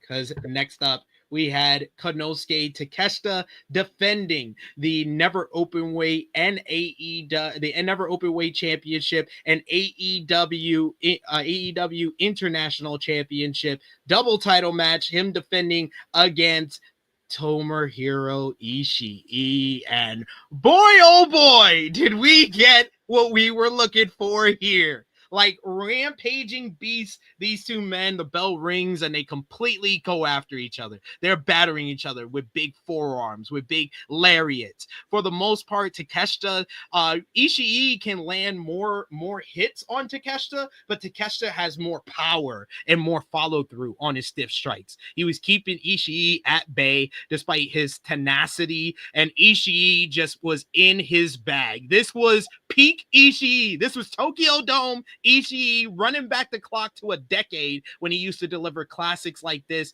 for the Never Openweight Championship in the Dome. Through a stretch of back and forth intensity and counter work between the two, Takeshita gains control. He hits a big suplex, and then he follows up with a blue thunder bomb for a near fall. He tries and goes to the top rope. Ishii cuts him off, but Takeshita is able to get the better of him, hitting a huge falcon arrow off the top rope, crumbling Ishii. But Takeshita has the effects and the battering that he's been receiving from Ishii. He's not able to capitalize. You get them going head to head, just completely just beating the shit out of each other. Ishii gets the big world-class forearm. He almost falls and then comes back up like a fucking zombie and roars at Takeshita like, nigga, come get me. I'm about this life. They fight on the top rope again. A knackered Ishii cuts off Takeshita on the top rope. And this man, at 49 years old, busts out a Hurricane Rana. He follows up with a big rampaging headbutt right to the jaw of Takeshita, gets a near fall. He gets a big lariat on Takeshita, turning him inside out. Another near fall. Takeshita manages to fight back. Hard fought comeback with a big elbow strikes. The follow through is just ridiculous. He seals the envelope with the big world-class forearm and then finishes off Ishii with the Raging Fire Falcon Arrow. 1, 2, 3. Konosuke Takeshita picks up the win to retain the Never Openweight Championship and AEW International Championship. Post-match, Takeshita did reveal that he's got 3 contracts, signing a 1-year deal with New Japan Pro Wrestling, and for good reason, because on day 1 of his 1-year contract, he's already in your top 3 performers in this company, because they went out here and they would have had the match of the year, setting the bar for the match of the year. If it wasn't for an hour later, what would happen? But this match was an absolute banger. Banger is not a term, I want to specify. Banger is not a term for a great match. Banger is a term for a fantastic match that is hard-hitting, that is intense, that is high impact. This is the definition of a fucking banger. 4 3/4 stars. Man, if this got 5 more minutes, I would have gone perfect. It's a 5-star match, but 4 3/4 stars, because this was basically like a minute longer than the match the night prior with Shingo and Takeshita, but this just felt so much better. It had the energy, the vibe we were looking for from a Never Openweight Championship match. Yeah, man. Shout outs to Tomohiro Ishii. Happy belated birthday to Big Tom. At the end of the day, because he's still out here conglomerating. As a matter of fact, members of the conglomeration went out and tweeted a lot of congratulations towards him and stuff like that. Tremendous match, man, between the two of them. Tomohiro Ishii is he's the standard bearer of a bygone era at this point. I think he turned 50 a couple of days ago. So yeah. So I'm with Big Man Dogs, man. AJPW Triple Crown Champion Ishii. I am in position for that. I am all for that at the end of the day. He is a son of that lineage, so he should be going after that. Yeah, man. Like I said, I've never seen a bad Takeshita match.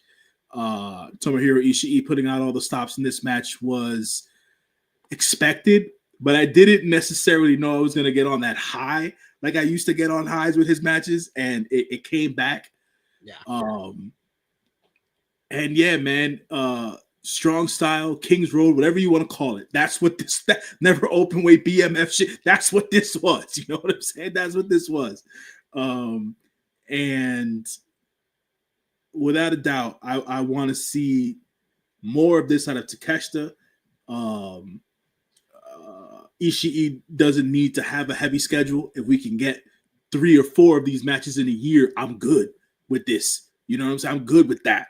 You know, once a quarter. Yeah. He deserves that shit after all the years he's put in. Once a quarter. That's it. You know what I'm saying? Yeah, man. Props to them. Terrific match. Can't really say anything else above it. With Takeshita now signing that new 1-year deal with New Japan Pro Wrestling, we'll see what he brings. Obviously, we know what he's going to bring to the table, but we'll see if people can step up to the plate against TAC.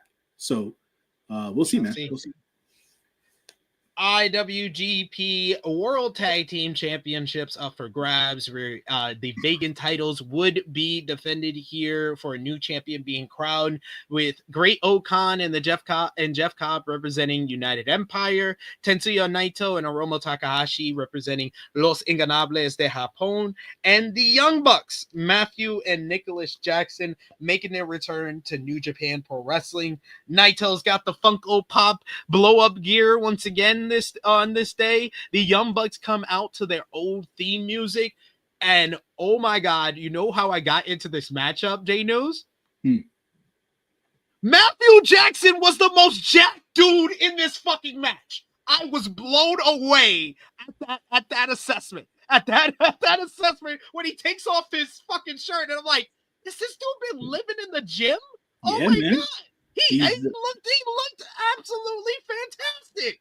He's taking better care of himself now because he's got the time to put into it now. You know, he doesn't have to wrestle as often. So yeah, he's looking better.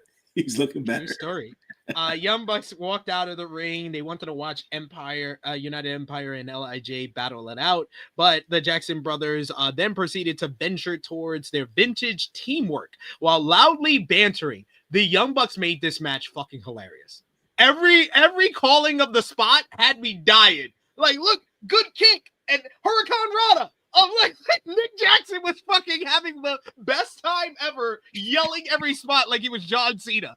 Okan and Naito locked up with Cobb throwing his weight around, but suffered a full synced flip from the Young Bucks. United Empire staged a front that overwhelmed the competition, nearly suffering an EVP trigger from the Bucks, but overcame both. You get at what the ending of this match really broke down, where Great Okan was pretty much the difference maker in breaking up the key pinfalls. There was a key pinfall by LIJ doing some double team work. Okan broke it up. The Bucks hit the EVP trigger on Naito. Okan breaks it up. So the Young Bucks, being smart, said, okay, we need to take out Okan because he's the one that's always getting involved. We got to pin him. So they do the double teams. Nick Jackson takes out a bunch of guys on the floor with a big acai moonsault. He comes back in. They deliver the TK driver to Great Okan to pick up the victory and become your new IWGP World Tag Team Champions. I really enjoyed this matchup. I thought this was a fucking great time. And I thought the Young Bucks, yo, they looked so fucking refreshed. They were in their bag. They turned back the clock. They were Young Bucks of like 2019 instead of let's have boring matches Young Bucks that we got most of last year. This was them in their bag in the Tokyo Dome, really stepping up and really were the glue of this match, because I don't remember a time of this match where one of the Bucks wasn't inside the ring. They really were the glue of this whole thing. So I'm happy they won the titles here. They can get kind of a refresh by being in New Japan for a little while. And I really enjoyed this one, like I said. So I give it 3 3/4 stars. J News, what did you think? What was I going to say? Shouts to the Young Bucks for having a terrific showing. They carried the match, obviously. I think anyone who watched this match, and yet again, it's to the point that we made about their singles match the night before, but even here in this tag match, they were nowhere to be found, was LIJ. And that was sad to say. Always a good time in there with the one and only Jeff Cobbs and the Great Okan doing their bits and stuff like that. But the stars of this match were definitely the Young Bucks. I wasn't expecting the Young Bucks to win the championships here, to be quite honest. I would have figured they would have put the tag team belts on Hiromu and Naito after their World Tag League win, but they didn't do that. But obviously they'll be facing off in a tag match sometime down the road. So we're still going to have that. 2-on-2 matchup coming up for the IWGP World Heavyweight Tag Team Championships. But to your point, man, yeah, the Young Bucks look refreshed. They looked like they just came out of fresh tanning beds. It wasn't their regular spray tan crap that they usually put on, and they look good, man. And they looked like the Young Bucks of old, like you said, man. And it wasn't boring. They were calling out their spots, like you said. It felt like an indie match at the end of the day. Like, watch out for the kick. It's like, what the fuck? Oh man. So shouts to them for making that part of the match and making it even more fun. So yeah, solid match nonetheless, but definitely a lot left to be desired by the members of Los Ingobernables Japón here. And the United Empire boys, they did what they could at the end of the day. So yeah. Yeah, this was a good time, and yeah, like I said before, the LIJ did challenge the Young Bucks for the IWGP Tag Team titles, so there are going to be the first challengers for the titles coming up. So we'll see when that goes down. It hasn't been announced yet, but we'll have a bunch of announcements for future matches come tomorrow. We got Call Me Mr. Bonda, who says, my EVPs done did it again. The Young Bucks, greatest tag team of our generation. Like, I think that people that are still hating on the Young Bucks, come on, let's get over it. Get over it. Get over yourself. Big man dogs, will you stop? Matt Jackson was delivering here. Matt Jackson looked phenomenal. Hating ass. CM Punk fan. Dustin said, good match, but felt like a last minute change due to Naito and Hiromu and not being announced. I mean, it's not factual, but it seems like the rumor has been that Gato's been wanting to put the IWGP Heavyweight Tag Team Championships back on the Young Bucks for a while, for whatever reason. So I can't confirm, nor can I deny. I had heard a rumor when they were the champions that they wanted to have like a double title run with the IWGP titles, but never came of it. So I never even said anything. Yeah. So but there you have it. There you have it. My shit keeps dropping my light. IWGP Global Heavyweight Championship up for grabs. Yota Tsuji making his first defense of the title after winning it the night prior against scapegoat Jack Perry. I'm going to keep this short here because I don't have a lot to say. This match kind of happened. I feel like Jack Perry has regressed. I don't know what it is, what happened, but I really just feel he's regressed since leaving New Japan. He came back to AEW, and he still hasn't had a match that's on the level of the Shota Umino matchup back at Windy City Riot. Of course, he had a great matchup with Bryan Danielson, but that's Bryan Danielson. He hasn't had a very good match outside of Bryan Danielson. That's the thing that I'm saying. Like, I think he might have regressed, or the scapegoat character is making him regress. He did slow things down to kind of a halt in this one. Tsuji tried to pick things up. He does a big Spanish fly off the top rope. He was able to only get a 2 count there. We get failing to stage another comeback. Tsuji fell victim to a low blow by Perry behind the referee's back, but he was able to kick out at the last second. Recovering just enough adrenaline, the champion dodged and weaved through any attack Perry was able to muster. Slowed by his knee, Perry collapsed under the force of a devastating Gene Blaster as Yota Tsuji retains the IWGP Global Heavyweight Championship. Nothing mind-blowing here. It was just kind of fine. I give it 3 stars. Yeah, like you said, man, this match just more or less just happened at the end of the day. I was in it and I wanted to stay behind Jack after the scapegoat character came to light. I thought when it first started, it was a good thing. But then for whatever reason, he's been so stale and stagnant as of late. I don't know what's going on. I'm a fan of the kid. I think he's got talent. I just don't necessarily know where they want to take it or where he wants to take it, if I'm being completely honest. So we'll see, but I don't think a face turn does him any favors. in this He might case, just need to drop the scapegoat character. dropping it for doing something different. Yeah, maybe at the end of the day. But he definitely needs a significant change yet again to see if whatever he changes into lands. Because I think, like I said, I think he's talented. I just feel like he hasn't found it as of yet. I thought he had found it when he first started the scapegoat character, but then it fell flat. So hopefully he's able to find whatever it is in the not too distant future. All right, guys. I know y'all guys have sat in here, watched our review for 3 hours now, but it's time for the main event. It's time for the real match that y'all been waiting for us to talk about. The return of the cleaner, Kenny Omega, in the Tokyo Dome, coming back for his first match in well over a year, going up against NJPW NJPW Strong Openweight Champion Gabe Kidd. And the story was told from the entrances in this matchup.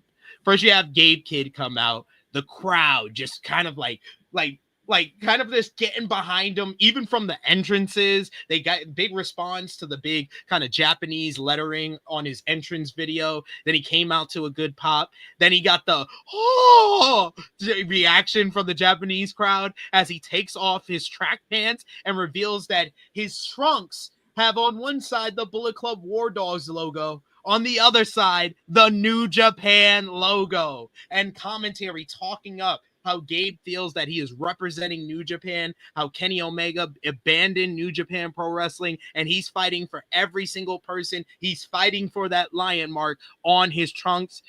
Kenny Omega with the big cinematic style entrance with the Final Fantasy producers putting together a new theme song for him, and he absolutely looked like a god coming into the Tokyo Dome. And oh my god, this man looks in amazing shape. He looked in amazing shape right from jump. Had the big match braids on. Early going, right off the rip, right at the opening bell. Finley kind of dives towards the feet of Omega, and then they just kind of put their fists up, and they're like, "Yeah, we basically gonna continue what we started at Power Struggle, and we're gonna squabble up." They was just like, "Come on," like scrapping, like they was about to scrap. We get them going real hard at each other, big boots to the face, big forearms to one another, big heavy chops. Kenny Omega has one of the most underrated chops in the game. Finley is able to get one big hit. Kidd is able to get one big hit on Omega. He then says, "I'm a madman, and then does a suplex over the top rope to the floor. Both men landing hard on the mat on the outside. Kidd has control of things, so he sets up a table by the commentary area next to another table, so two tables next to one another. He looks like he's about to deliver a big power driver onto the apron onto Omega, but Omega's able to backdrop him with Kidd's legs hitting the top rope. He bounces backwards off the top rope and lands face first onto the apron. Omega takes advantage of that. He delivers a hard-looking snapdragon onto the floor. He then picks up Kidd, puts him up in a powerbomb position. You're thinking he's going for the apron. No, he tosses him over the barricade, over the first table, into the second table. Kidd starts holding his face after going through the table. Yes, he's bleeding after a powerbomb through a table. I don't know how to explain that, but it happened, and it fucking was amazing. It was awesome. Kidd is fucking busted open. You got the Bullet Club War Dogs. Referee Bryce Rensburg's calling on doctors to go check on Kidd after he was busted open. And you have all the officials, Young Lions, over on that side of the barricade. Kenny Omega gets back into the ring and does this insane Tope Con Hilo springboard dive from the ring to the commentary area, landing on the pile, barely landing on the pile because the motherfuckers didn't catch him. So he lands right on his tailbone. But Kenny Omega may be the smartest professional wrestler ever. He used the fact that they did not catch him. And right before this, especially when Kenny does the Snapdragon, you hear the crowd vocally, very loudly vocally, start booing Omega when he's doing certain things and start cheering for Kid when he's doing certain things. So Omega takes advantage of this spot after the springboard dive into the barricade area, and he starts holding his hip. He's calling on the Young Lions to hand him some ice. A Young Lion finally hands him some ice, and he gets even more heat because he kicks him for taking too long to hand him the ice. That gets massive heat from these Tokyo Dome fans, and I love Kid's sell of it. Kid grabs the Young Lion, and he points at the lion mark. He's like, I don't fuck with him. I care about the lion mark that he's wearing. So Kid makes a comeback. He hits Kenny Omega right in the stomach, the diverticulitis, his removed intestines. And I loved how commentary built to that moment where he was like, it could happen at any moment. And then when it does, it changed the whole matchup. Kid grabs a steel chair. He starts hitting Omega right in the ribs with the steel chair, battering him on the back with the steel chair. He brings him back across the barricade. He delivers a big brain buster through a table. He then used the remnants of the table and slams it over Omega's head, busting him open with one of the greatest blade jobs in recent wrestling history. These guys look like fucking war victims, at this point, as they're fucking just completely busted open, selling that exhaustion, and just, oh man, this was just awesome from here on out. Omega was trying to make his comeback as Kid basically had the rest of the Bullet Club War Dogs throw chairs into the ring. We get a big steel chair shots being exchanged by both men, not even putting their hands up for some of these chair shots. They then pile up a bunch of chairs in the middle of the ring, and Omega goes to the top rope. Kid cuts him off. He delivers a big superplex onto the pile of steel chairs. Kid has control of things, but Omega will not quit. Omega fights him onto the top rope. He delivers the Dragon Suplex from the Okada match back in 2017. The callbacks in this matchup were absolutely superb because the table spot on the outside and then a Kid hitting Omega upside the head with the remnants of the table, that's a callback to the Ospreay matchup. Some of the chair spots in this matchup is a callback to his Jericho matchup in the Dome. This is like a tribute to Kenny Omega's Dome matchups of the past, and Kid just was vibing in this. This match is probably the grittiest, most ugly, violent, bloody, and brutal epic bout that we have ever seen in a New Japan Pro Wrestling ring, and I was living for every fucking moment of it so much. Oh my god. You get Kenny Omega with the great sell job. He tries to pick up Kid for the one ring angel, but he sells the stomach and the diverticulitis because of the damage done by Kid. Kid countered as Omega tries once again to put him in the for the one ring angel, and he counters into the fucking Anoki Cobra twist. I'm on the watch along, and all I could say was, Anoki. Oh my god, the pop was ridiculous. Kid's face was ridiculous. Kid busts out a fucking Insaguri, the Insaguri kick by Anoki, just showing that he is fighting for each and every person in New Japan Pro Wrestling, fighting for what New Japan Pro Wrestling means, and to him and to everyone that worked there. That's the layered storytelling of this matchup, because you got the callbacks, you got the character of Gabe Kidd, who came up in the dojo system, and these people accepting him, and the people accepting him during this matchup and cheering him over the god returning to his church of the Tokyo Dome. It was unreal. This was just on another level. The only word to describe this matchup is unbelievable. The finish of the matchup, you see Omega battering Kid with B triggers. He picks him up, gives him a J driller. Kid kicks out. Powerbomb, knee to the face. Kid kicks out. Kid says, fuck you, gives him the middle finger. Omega grabs the middle finger hands, gives him the Kamagoye. Shout outs to the Golden Lover, Kota Ibushi, who apparently was not even allowed in the building. Picks him up. One wing angel.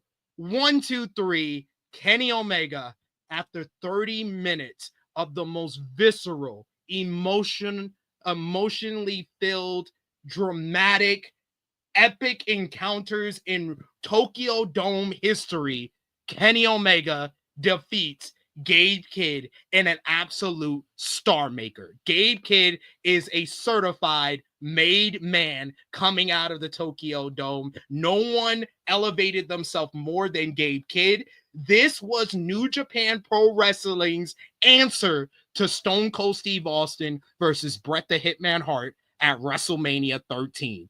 They sealed the deal, and this era will be Gabe Kidd's era because he moved the president, the ace of the world, Hiroshi Tanahashi, to fucking tears.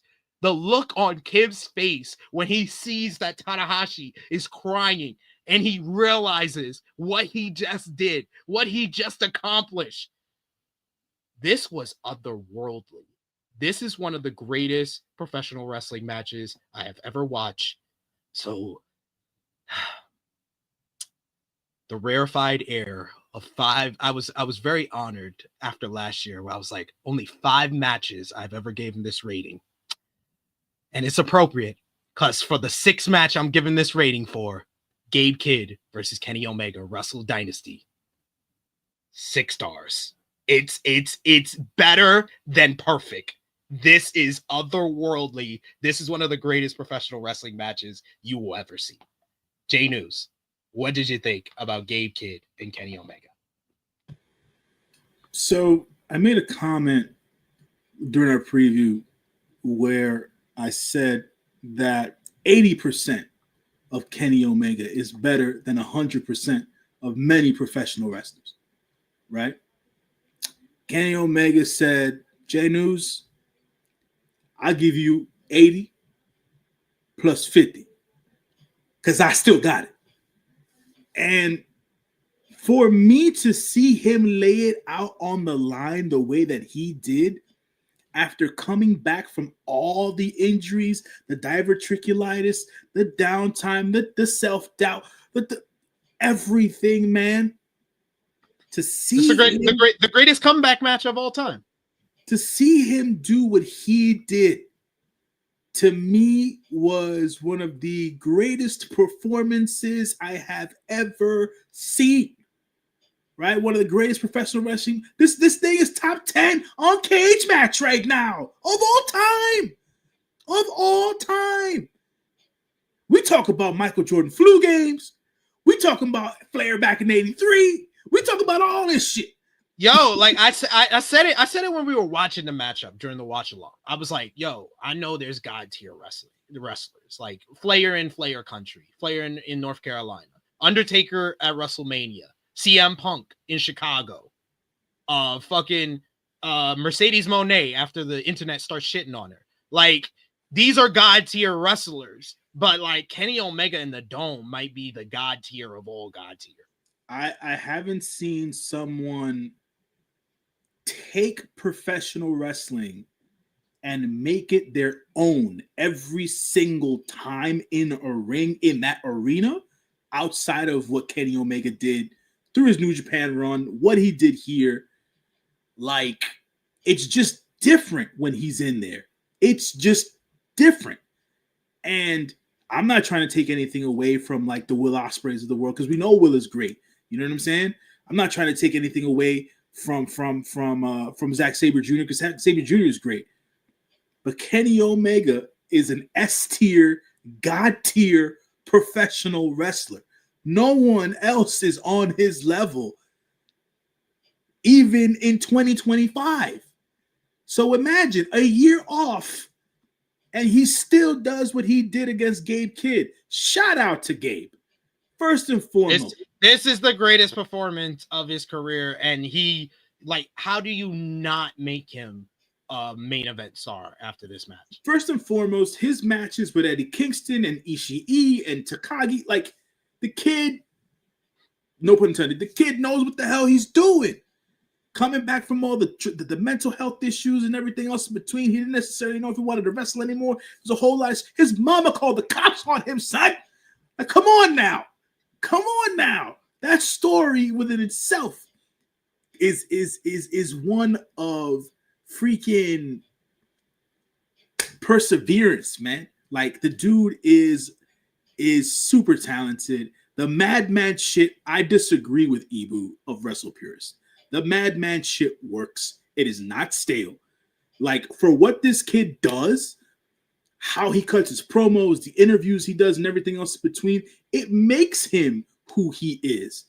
It brings this kind of like vibe to his matches where it can get ugly, it can get really violent, and it brings that realism, that believability that not a lot of wrestling matches have. Absolutely, that's why I said and folks can say I might be me being hyperbolic about it, but it's not. It gives, Gabe Kidd gives me the vibes that Bruiser Brody did in Japan in the 80s. Like that's not hyperbole. It's the truth. Like you don't know what's going to happen. That's the kind of vibe that he gives you. And that's cool because it's his character at the end of the day, you know? But when the kid wants to be a goof, he's a goof, you know? And when he wants to represent New Japan, he represents New Japan. There's layers to this dude. And it works. And yeah, if they're gonna shift him and make him a baby face in New Japan, the shit still works because people look forward to it at the end of the day. So for all of that being said, future world champion, absolutely. Put him in the title picture tomorrow. You know, he's got a match coming up with Suge. Hopefully they turn it out and the new generation of New Japan Pro Wrestling proves out. You know, Suge and Gabe are representatives of that new generation. So hopefully they prove out. And I want to see big matches for these guys, man, especially Gabe Kidd. But Kenny Omega will be back on AEW Dynamite Television and Max Streaming come this Wednesday. Do we know what he's going to be doing? No. I don't care, but y'all got to stop fucking around. Stop fucking around. Stop fucking around like this dude ain't one of the greatest of all time. Like, literally, I'm literally going to call me anytime I give a match 5+ stars, or if I go as far to give it 6 stars. That's literally I looked at last year. I was like, oh, it's a Omega. It's literally an Osprey Bryan rule last year because Omega wasn't around, but Omega is a part of that. That's the trilogy. That's the trilogy. You know how people, you know how basketball fans talk about, Michael Jordan, Kobe Bryant, and LeBron James. Omega, Osprey, Bryan. That's it. That we need the picture. We need the. You know how they got the picture with Jordan with his arms over LeBron and Michael. We need Bryan with his arms over Omega and Osprey. Like that's the shit. Yeah, man. It's interesting, man, because I think Peter was saying it in the chat that the after match comments where Kenny went off on the fans and he was indignant because they didn't let Ibushi come out and be his corner man. You know what I'm saying? He didn't have to say his name, but we knew who he was talking about. Exactly. So it's like, and I think, and for all intents and purposes, and I want to keep this about Kenny Omega, but for a minute, I think this is what a lot of us fans expected from Ibushi's return, and we didn't get it, right? Yeah. So them having the relationship and the tie that they've had their entire career, to see Kenny at this level, obviously they're two different people. Ibushi's injuries are different and all that jazz or whatever. But it's like, damn, man, if Kenny can do that work and get to this level, whew, man, I don't, man, AEW, Tony Khan, I don't want to hear nothing, man. I don't want to hear nothing about no MJF. I don't want to be hearing nothing about no Hangman this year, even though I love me the Hanger. No. We need the upper. We gotta reshuffle the upper echelon. This company AEW should be built behind certain people, but they all gotta bring something to the page that not the others do. Like Will Ospreay, he's gotta be in that upper echelon. Swerve Strickland, he's got to be in that upper echelon. Sure. Hangman Adam Page is so different from those guys or an Omega. He belongs in that upper echelon. So does Jay White, because he brings something different as well. And for everything bad people have said about him at the latter half of 2023 and for most of 2024, MJF is in that upper echelon, and he should be in that upper echelon because he could be the best talker, sometimes the best character in that upper echelon. And Kenny Omega will drag Okada to that upper echelon as well. Like, those are the guys that AEW need to build their main event scene around. Stop fucking around with these 50-year-olds. John Moxley, this is your last run with the title. Like, we gotta clean this upper echelon up a bit. And we build it behind those guys with like Konosuke Takeshita and the guys underneath that, the guys that are coming up on the rise right behind them. So if anybody in that upper echelon goes down, we can have them come up and fill that spot. Yeah, man. I feel like there's so if obviously if Kenny wants, right, there's so much more Kenny has to give the wrestling business, right? Not just of his body, but of his creative and everything else in between, how he puts matches together and all that stuff, man. I wonder the effect Kenny's gonna have on AEW upon his return is what I'm wondering. And I hope from an in-ring perspective, I don't worry. I no longer have to worry. The proof is in the pudding. I just wonder how all the other talents will either die a bad death or rise to the occasion at the end of the day, because he sets a different and yet again, because they're different wrestlers, he sets a different bar than Will does. He just does. So it's like I like Will. I love Will. I think Will can sometimes have like the type of like pay-per-view great matches Kenny has. He can have that on a random episode of Dynamite, but he doesn't have the level of thought that Kenny Omega puts into his matches. The level of artistry, the level of everything in this matchup needs to serve a purpose to elevate and enhance a matchup that Kenny Omega brings. I don't think anyone in the business is up on that level artistically. That's what separates him from everybody, right? So I feel like that's why I was saying I feel like his brain is a lot more of a necessity than his body might be in AEW right now for a lot of talent and stuff like that, because it's one thing to be coached up by folks who've been in the business for 30, 40 plus years. It's another thing to be coached up by somebody who's currently doing it and knows how to effectively do it. You know what I'm saying? So that's another level to it altogether. But yeah, man, what Kenny brought out of Gabe, what Gabe brought out of Kenny, right, I think should not go unnoticed in this match. The War Dogs, they were great. They were fucking great, especially when after Gabe does the brain buster through the table, and they're just like in the camera and shit. They had me dying. They were those cats, and shouts to former War Dog Alex Coughlin. Yes, did you see the gear was a tribute to Coughlin? Yeah, that was cool. Those guys are the War Dogs to me, right? Because they're of the same generation of the dojo. Right, Coughlin, Connors, add Drilla, because Drilla's in that, because Drilla and Gabe came up in the UK together and stuff like that. And Gabe, sorry, not sorry to David, because I don't feel like David's a part of that, but it is what it is there. So, but yeah, man, like their fervor and their penchant to not even.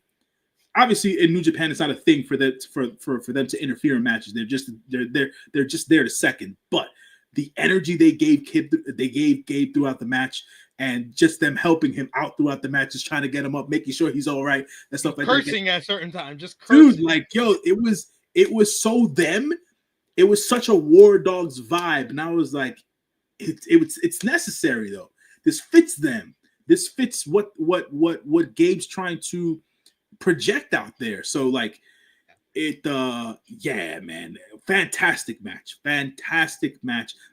of the weekend. This So is far, this is the bar. This is the bar for match of the year, and I yeah, don't know. so far, I don't know if any like we literally we did a review for Wrestle Kingdom 17 2 years ago, yeah. where we said the same thing. We said the bar is set for Ospreay and Omega, and the only person who got close throughout the year was Ospreay and Omega. So I think the only people that's gonna get close to Gabe Kidd versus Omega is Omega and Ospreay. Yeah, Like, man.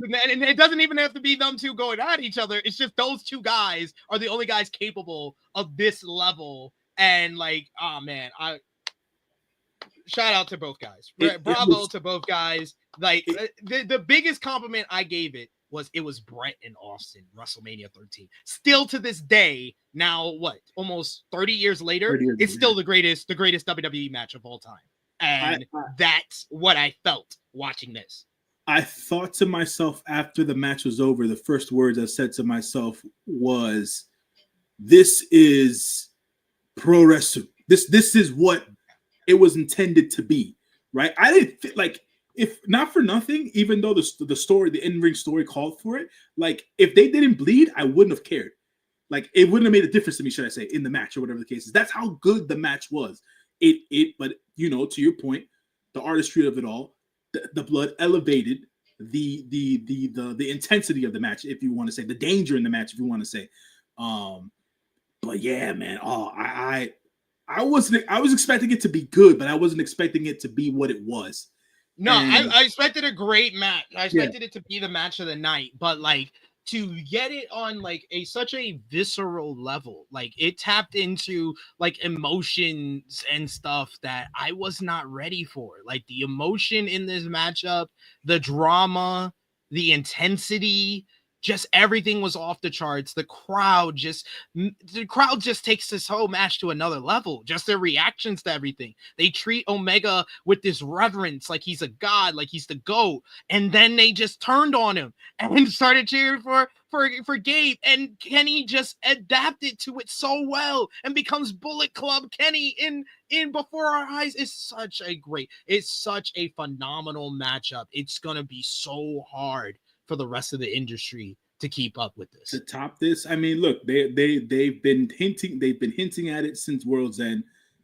Is Okada versus Omega at freaking All In? That's the only thing. That's the only thing I can see getting to this level right now, for the rest of the year. That's the only match I can see getting to this level. Nothing they has planned for WrestleMania is getting to this level. Nothing. None of the matches that have been reported is getting to this level. And I think we have to be fair though, right? Because we don't look towards the WWE for these kind of matches. No. That's not what we look. Yeah. No, so but we had a match like Ospreay and Danielson, which I thought was by far. I thought Ospreay and Danielson, that's not your match of the year last year, is Bryan and Swerve. Yet we had a lot of people who was voting for Cody versus Roman. A couple of more people voting for CM Punk and Drew McIntyre. CM Punk and Drew McIntyre, I think, has the best argument as far as a WWE match to get into like a top 5, top 3 conversation type. But we did our top 10, and Cody versus Roman was like number 4, number 5 on the list. So fair enough. I didn't think of it that I didn't have it on my. I gave it 5 stars. Cody and Roman. So look for all intents and purposes, I think we know where the bar is with this. We're getting ready for hopefully a full and healthy year of Kenny Omega in professional, which we still have not gotten since 2020. Probably. Yeah. No. It's not probably. Full year Kenny Omega. He did not do 20. He didn't finish 2021. He ended after full gear. 2022, he doesn't come back till All Out, gets suspended, comes back at full gear. Then 2023, he did almost a full year, and then he goes out with diverticulitis in December. We need just a full year. I need him to go from January 1 of 2025 to January 1 of 2026. Full year, Kenny Omega. So before we go to the last match, I want to put this out there. Do you feel like Kenny Omega makes a run in 2025's C2? If he does, this will be me.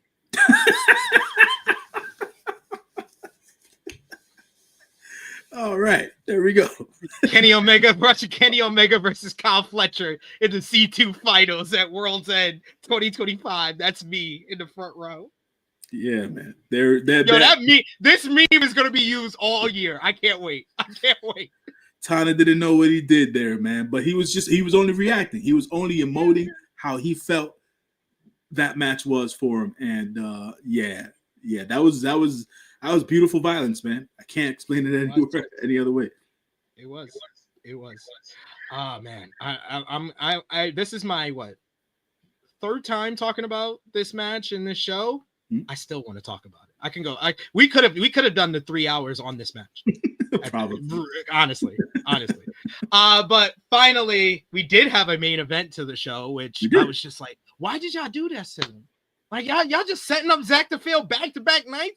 But these guys went in with the right plan. As Zack Sabre Jr. defended the IWGP World Heavyweight Championship against Ricochet. And Ricochet, I think that he impressed me the most in this matchup because the sense of urgency was there. The sense of urgency that just wasn't there the night before with Zack versus Shota. We got it here in spades because right off the entrance, Zack does walk in casually to the ring during his entrance. Right when he gets on the apron, big boot to the face. We get the big Fosbury flop to the outside, and then the energy is just up. He throws Zack into the ring. He hits a springboard drop kick. He's just keeping the energy, the effort of the matchup. Just was enraged and consistent. An enraged Sabre Jr. starts swinging uppercuts on the challenger, catching the bouncy Ricochet. Ricochet tries for a moonsault off the barricade. Sabre Jr. catches him in a cravat. That was so cool. Then throws him onto the apron, twisted his neck with his legs. The aerial wrestler style contrasts so well with Zack's more grounded mat-based style. Any moment, Ricochet extended his limbs to Sabre Jr. In his strikes, he reacted by going immediately to some type of reversal into some type of submission, working over the arms. Ricochet kept going for his axe kick curb stomp, but Sabre Jr. would catch it on the top of his head at one point, go for an ankle lock. Sabre Jr. mounted a comeback, throwing kicks and strikes like his life depended on it, but Ricochet caught him, hits a big suplex into a vertical, but only gets a near fall. He follows up. He tries to go for a 630 splash, but he crashes and burns. Oh my God. Anytime he misses a 630 splash, it just looks like his whole body just exploded on the mat. Ricochet tries to float into a shooting star press for a very close two count, but Sabre Jr. finally is able to lock him down after a kick out on the Zack driver. He gets his arm trapped. He gets him in the Jim Breaks arm bar into the Clarky Cat, and Sabre Jr. was trying to finally complete the Jim Breaks armbar, but Ricochet was just like, "No, fuck this. I'm quitting. I quit." Zack Sabre Jr. picks up the win to retain the IWGP World Heavyweight Championship. And absolutely no way could anything, let alone this match, follow Kenny Omega versus Gabe Kidd, but this was a great match. This was unquestionably a great match. The styles clash just worked really well and much better than what went down with Shota and Sabre Jr. the night prior. But it just tells you how great this match was that I did get into the match after like 5 minutes of being like, oh my God, did Kenny Omega have the greatest comeback match of all time? I was asking those type of questions in my head that I couldn't pay attention for the first 5 minutes of the match. I eventually got into the second half of the matchup and I rewatched the matchup this morning. It's a great matchup. I give it 4.25 stars, but Omega and Kidd should have made event. Day news. Sure, man. I can't disagree with you there, bro. Like I feel like the semi-main should have been invented at the end of the day. But to the point I made when we were talking about Wrestle Kingdom, man, this was Zack's better match of the weekend. And he had a good dance partner here. Not saying Shooter's not talented. Not saying that. All I'm saying is that the homie Ricochet, a.k.a. Trevor Mann, who is now trying to play Patrick Bateman, the American Psycho, went in, dude, like, not for nothing, I give props to wrestlers who understand the assignment. Like, he was backstage, he was watching, and he was like, okay, I know what I have to go do in this match in order to get people involved and engaged, so I don't get booed out of this goddamn building at the end of the day. So props to both of them for that. This proves that Ricochet can hang in this division. If given this whole past week proved Ricochet made the right decision. Yeah, absolutely. He's had a great week. Yeah, man. That's right. It was this week that wow. Oh, damn. Yo, time is a fucking construct, bro. That just felt so far long ago. But it just happened on Wednesday. You're right. Yeah, man. And I already, just so you know, because you were on the World's End review, I took back what I said. I have no issues with the Ricochet swerve angle on World's End because it led to that. I am willing to admit when I was wrong, and I was just like, nah, you had to do that to lead to that. So I was wrong. It should have been swerve, bro. Absolutely. That's and credit to where credit is due. I don't know who has their hands in their creative, but they've done. Will Washington. Yeah, anything swerve related, Will is a part of it. Shouts to the brothers from Grapsity as always. Our good brother Phil Lindsay had an interview with Gabe also over the weekend, so that props to him on that. I always see Reg doing his breakdowns with Denise online on the live stream, so they're having fun. So shouts to those cats, man. And if Will's involved in the creative, I am all for whatever it is they're trying to get out of Ricochet. And I know Swerve being the foil that he is to Hangman, to equate that to Ricochet, he's gonna level him up without question. And I mean, it's already happened from a character standpoint. In the ring is another question, right? Because I know they're going to be able to have a good match. I just don't know how the match is going to go. So we'll see stylistically how it flows. But yeah, man, terrific match between Ricochet and ZSJ. This walks ZXJ into Battle in the Valley this Saturday. So he'll have his one-off matches, not for the title. So it's just a special non-title match with him and Necessero. Obviously, he's going to have his one-on-one match in New Beginning in Osaka with Goto.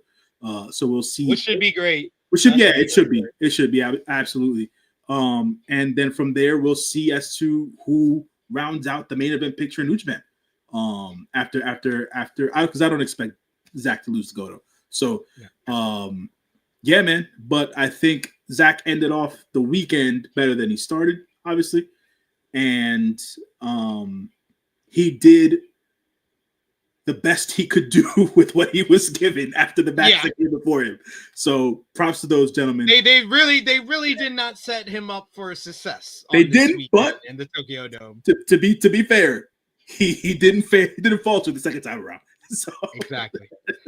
We got our last round of super chat donations to read out, and then we will give you our match of the night, MVP, LVP out of 10. What did we give the show? Thumbs up, thumbs down, thumbs in the middle, and we'll give an MVP, LVP for the Tokyo Dome weekend in totality as well. So let us know in the live chat. Final call for super chat donations. Appreciate y'all for joining us for this longer review as we break down both shows from this past weekend. But Genesis J had a super chat donation. Thank you so much, good brother. He says Takeshita and Ishii, good God, second match of the night. It's the second best match of the whole weekend for sure. Takeshita and Ishii.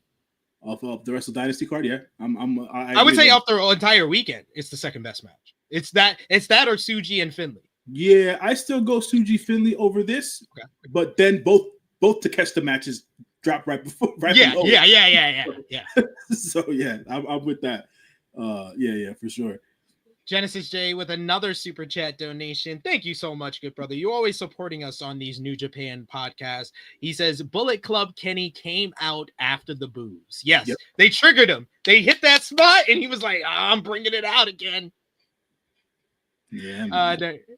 Then you got Call Me Mr. Bondo with their super chat donation. Thank you so much, good sir. He says, this was a masterclass on why Kenny Omega is called the best bout machine. A future main event star was born in Gabe Kidd. They made Tanahashi cry. Couldn't put it better than that.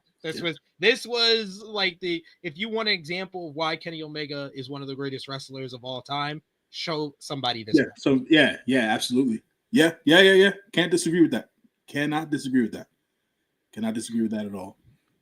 Mr. Bonda shares with us another super chat donation. Thank you so much, good sir. He says, proud of Ricochet, man, nigga, breaking barriers. Absolutely. He came a long way from people having apathy about him in AEW.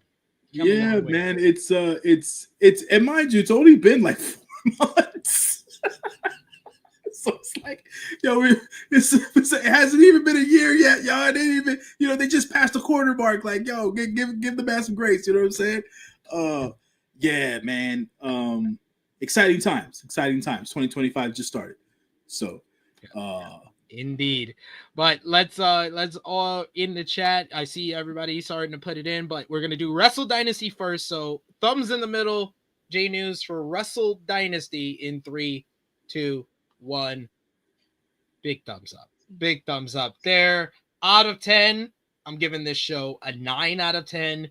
My only adjustment, 1 point deduction, because if this show ends with Omega and Kid, it's a 10 out of 10 show. Fair enough. I felt like the Jack Perry and Tsuji match underwhelmed. Yeah. The switch around for the semi-main and the main was a thing for me. They should have switched the placement of those matches. And yeah, man, 8.5 strong for me for this one. Because obviously Wrestle Kingdom was a 7, so good and strong 8.5 for me here. Yeah. That's where I'm at. That's fair. Match of the night, obviously, Gabe Kidd versus Kenny Omega. Yeah. There's no way around that. Yeah. And MVP of the there's no going around. MVP of the show is Kenny Omega and Gabe Kidd. It's co-MVP. It's co-MVP. Yeah. The match. They're co-MVPs. Absolutely, they are co-MVPs. LVP for this show, I'm gonna have to give it to Jack Perry. I feel like he disappointed the most. Shota had a good match on the show, so I can't. Shooter had a decent match. I can't give it to Shooter. I'm gonna have to go with Jack as well, just because, like I said, I thought the ladies showed out, so the ladies aren't taking no L's here, and everybody else was pretty decent. So shoot, man, Jack, change it up, bro. It's about that time. Change it up. Call me Mr. Bonda. Thank you so much for the support, good brother. He says, I think I spent all the money I had left on super chats here, and I don't regret it one bit. I love you guys. I love pro wrestling. Insert President Ace crying pic. He gives it a 9 out of 10. And who was your LVPs for the Tokyo Dome weekend? I think I'll just give it to the people I gave it to for both shows, Jack Perry and Shota Umino. Yeah, pretty much. I share the sentiment. Not much else I can really say about that. Yeah. And then LVP for Tokyo Dome weekend, David Finlay, Gabe Kidd. Gabe Kidd and Kenny Omega. Those 3. Those are the 3 that I would say is the MVP top 3. Yeah, top 3. Yeah. With the honorable mention to Takeshita. Yeah. I'm okay with that. But yeah, what a weekend it was, and we got plenty more to talk about, J News, because we mentioned a couple of the matches already. Hechizero versus ZSJ, Ishimori versus Desperado. We'll be back with a Battle in the Valley preview later this week. Wednesday, good for you? Yeah, Wednesday's good. So we'll be We'll be back on Wednesday for that one. But I had such a great time talking to you, Jay News. This is why I love talking with Jay News, because sometimes we're doing a podcast and we're doing a live show, so we have to have some type of conflict. But I like the fact with Jay News, I can have conflict with him, I could disagree with them, but we just get back to the graphs and we get. Yeah, man. Look, at the end of the day, brother, like it's wrestling. At the end of the day, this ain't life or death. You know what I'm saying? Yeah, y'all cats on the internet who be out here talking filth and like sending death threats to people. Y'all need to go touch some grass or something, man. Like, let's be real. Like, everything we talk about here is debatable because it's entertainment. You know what I'm saying? Yeah. So it's not anything serious, you know. And we could all respect each other at the end of the day, and like, you know, admit when we're wrong when we have to. Sometimes SP3 doesn't. I do. I do. I literally did on this show. What are you talking about? I know. I'm kidding, man. I'm kidding. But, literally minutes ago, I said I was wrong. Yeah, absolutely. That's the thing, and I feel like some people don't get the gist when they'll watch one of our podcasts. It's like, yo, I do this shit for the fun of it, dog. Like, this is, you know, this. I'm not serious. Like, if I call you a Mark, I'm half-assing it. You know what I'm saying? I'm being cheeky about it. You know, to use the term. I'm not being serious. So please don't come out here with your blasters in hand and all that shit, man. I ain't fucking with the business, man. You know. So, you saw that, right, Dolores? You go through this too. You see this guy over here? But at the end of the day, you know what happens with Dolores, which is different than you. I let Dolores. At the end of the day, Dolores talks her way over everything, and I let her talk and I let her speak. And at the end of it all, I just say, I'll agree to disagree, but I'll chime in and I'll battle with you. You know what I'm saying? So I know we've known each other for a while, so it's to be fair, we got that comfortability. But yes, I had a great time. We'll have a great time with Jay News once again on Wednesday to preview Battle in the Valley. But until then, Jay News, let everybody know where they can follow you on social media and anything else you want to share with them. I'm joking, Dolores. I'm joking. Anyways, y'all can catch me every Sunday night, 9 p.m. Eastern Standard Time on the Hit the Ropes podcast. Me and the lovely Dolores viewing the week that was in pro wrestling. Y'all can catch me on y'all can catch me on Twitter. Y'all can catch me on Twitter. My bad for the slight short-term memory loss there. Catch me on Twitter. Catch me on Instagram and whatnot. I'm always up for a good conversation and stuff like that, man. So I do not ever not answer or respond to folks. So, you know, I'm not one of those folks. So hit me up if and when you want to, and things of that nature. And yeah, man, I'll be back Wednesday. Me and SP3 going over the where's the Battle of the Valley going to be at? Somewhere in California. I forget where, but it'll be there. And we'll be breaking that down on Wednesday, and then probably by the end of the month, we'll break down the New Beginning shows, or the main shows at least, but not the Road 2 show. So there's that. We got a lot on tap with New Japan Pro Wrestling. Probably by the end of the month, we'll have Sanal rejoining us after she's done with her excursion. But we appreciate y'all for joining us today. We will be back with you on Wednesday. I will be back tomorrow at 1 o'clock. I don't know. We'll see with Romeo. But we got a review. Monday Night Raw. WWE Raw on Netflix premiere. Join us tonight, 8 p.m. Eastern Time, as Romeo and the gang will be here live on the channel for our watch party. Rated Raw Superstars watching the Raw on Netflix premiere. So a lot for us to enjoy. So let's watch it together. So join us live here on the channel. Go over and follow J News on all the social medias. Follow me at True Heel SP3. Follow the gang, Facebook, Twitter, Instagram, TikTok at True Hill Heat, patreon.com/True Hill Heat. We got our last end of year list that's going to be dropping exclusively for our Patreon backers. Tag Team of the Year, as well as AEW Match of the Year will be dropping over there. So go over $3 a month. It's the best way to support us when we are not live here. Join us tonight for the watch party. Join us tomorrow for the Monday Night Raw on Netflix premiere review. But until then, for J News, it is me, your True Hill Phenom SP3. Also, check out our flagship podcast, True Hill Heat 310, from yesterday with Top Guy JJ and True Jaw Josh. But until then, For J News, it is me, your True Hill Phenom, SP3. This has been our NJPW Wrestle Kingdom 19 NJPW x AEW Wrestle Dynasty reviews. We are signing off until next time.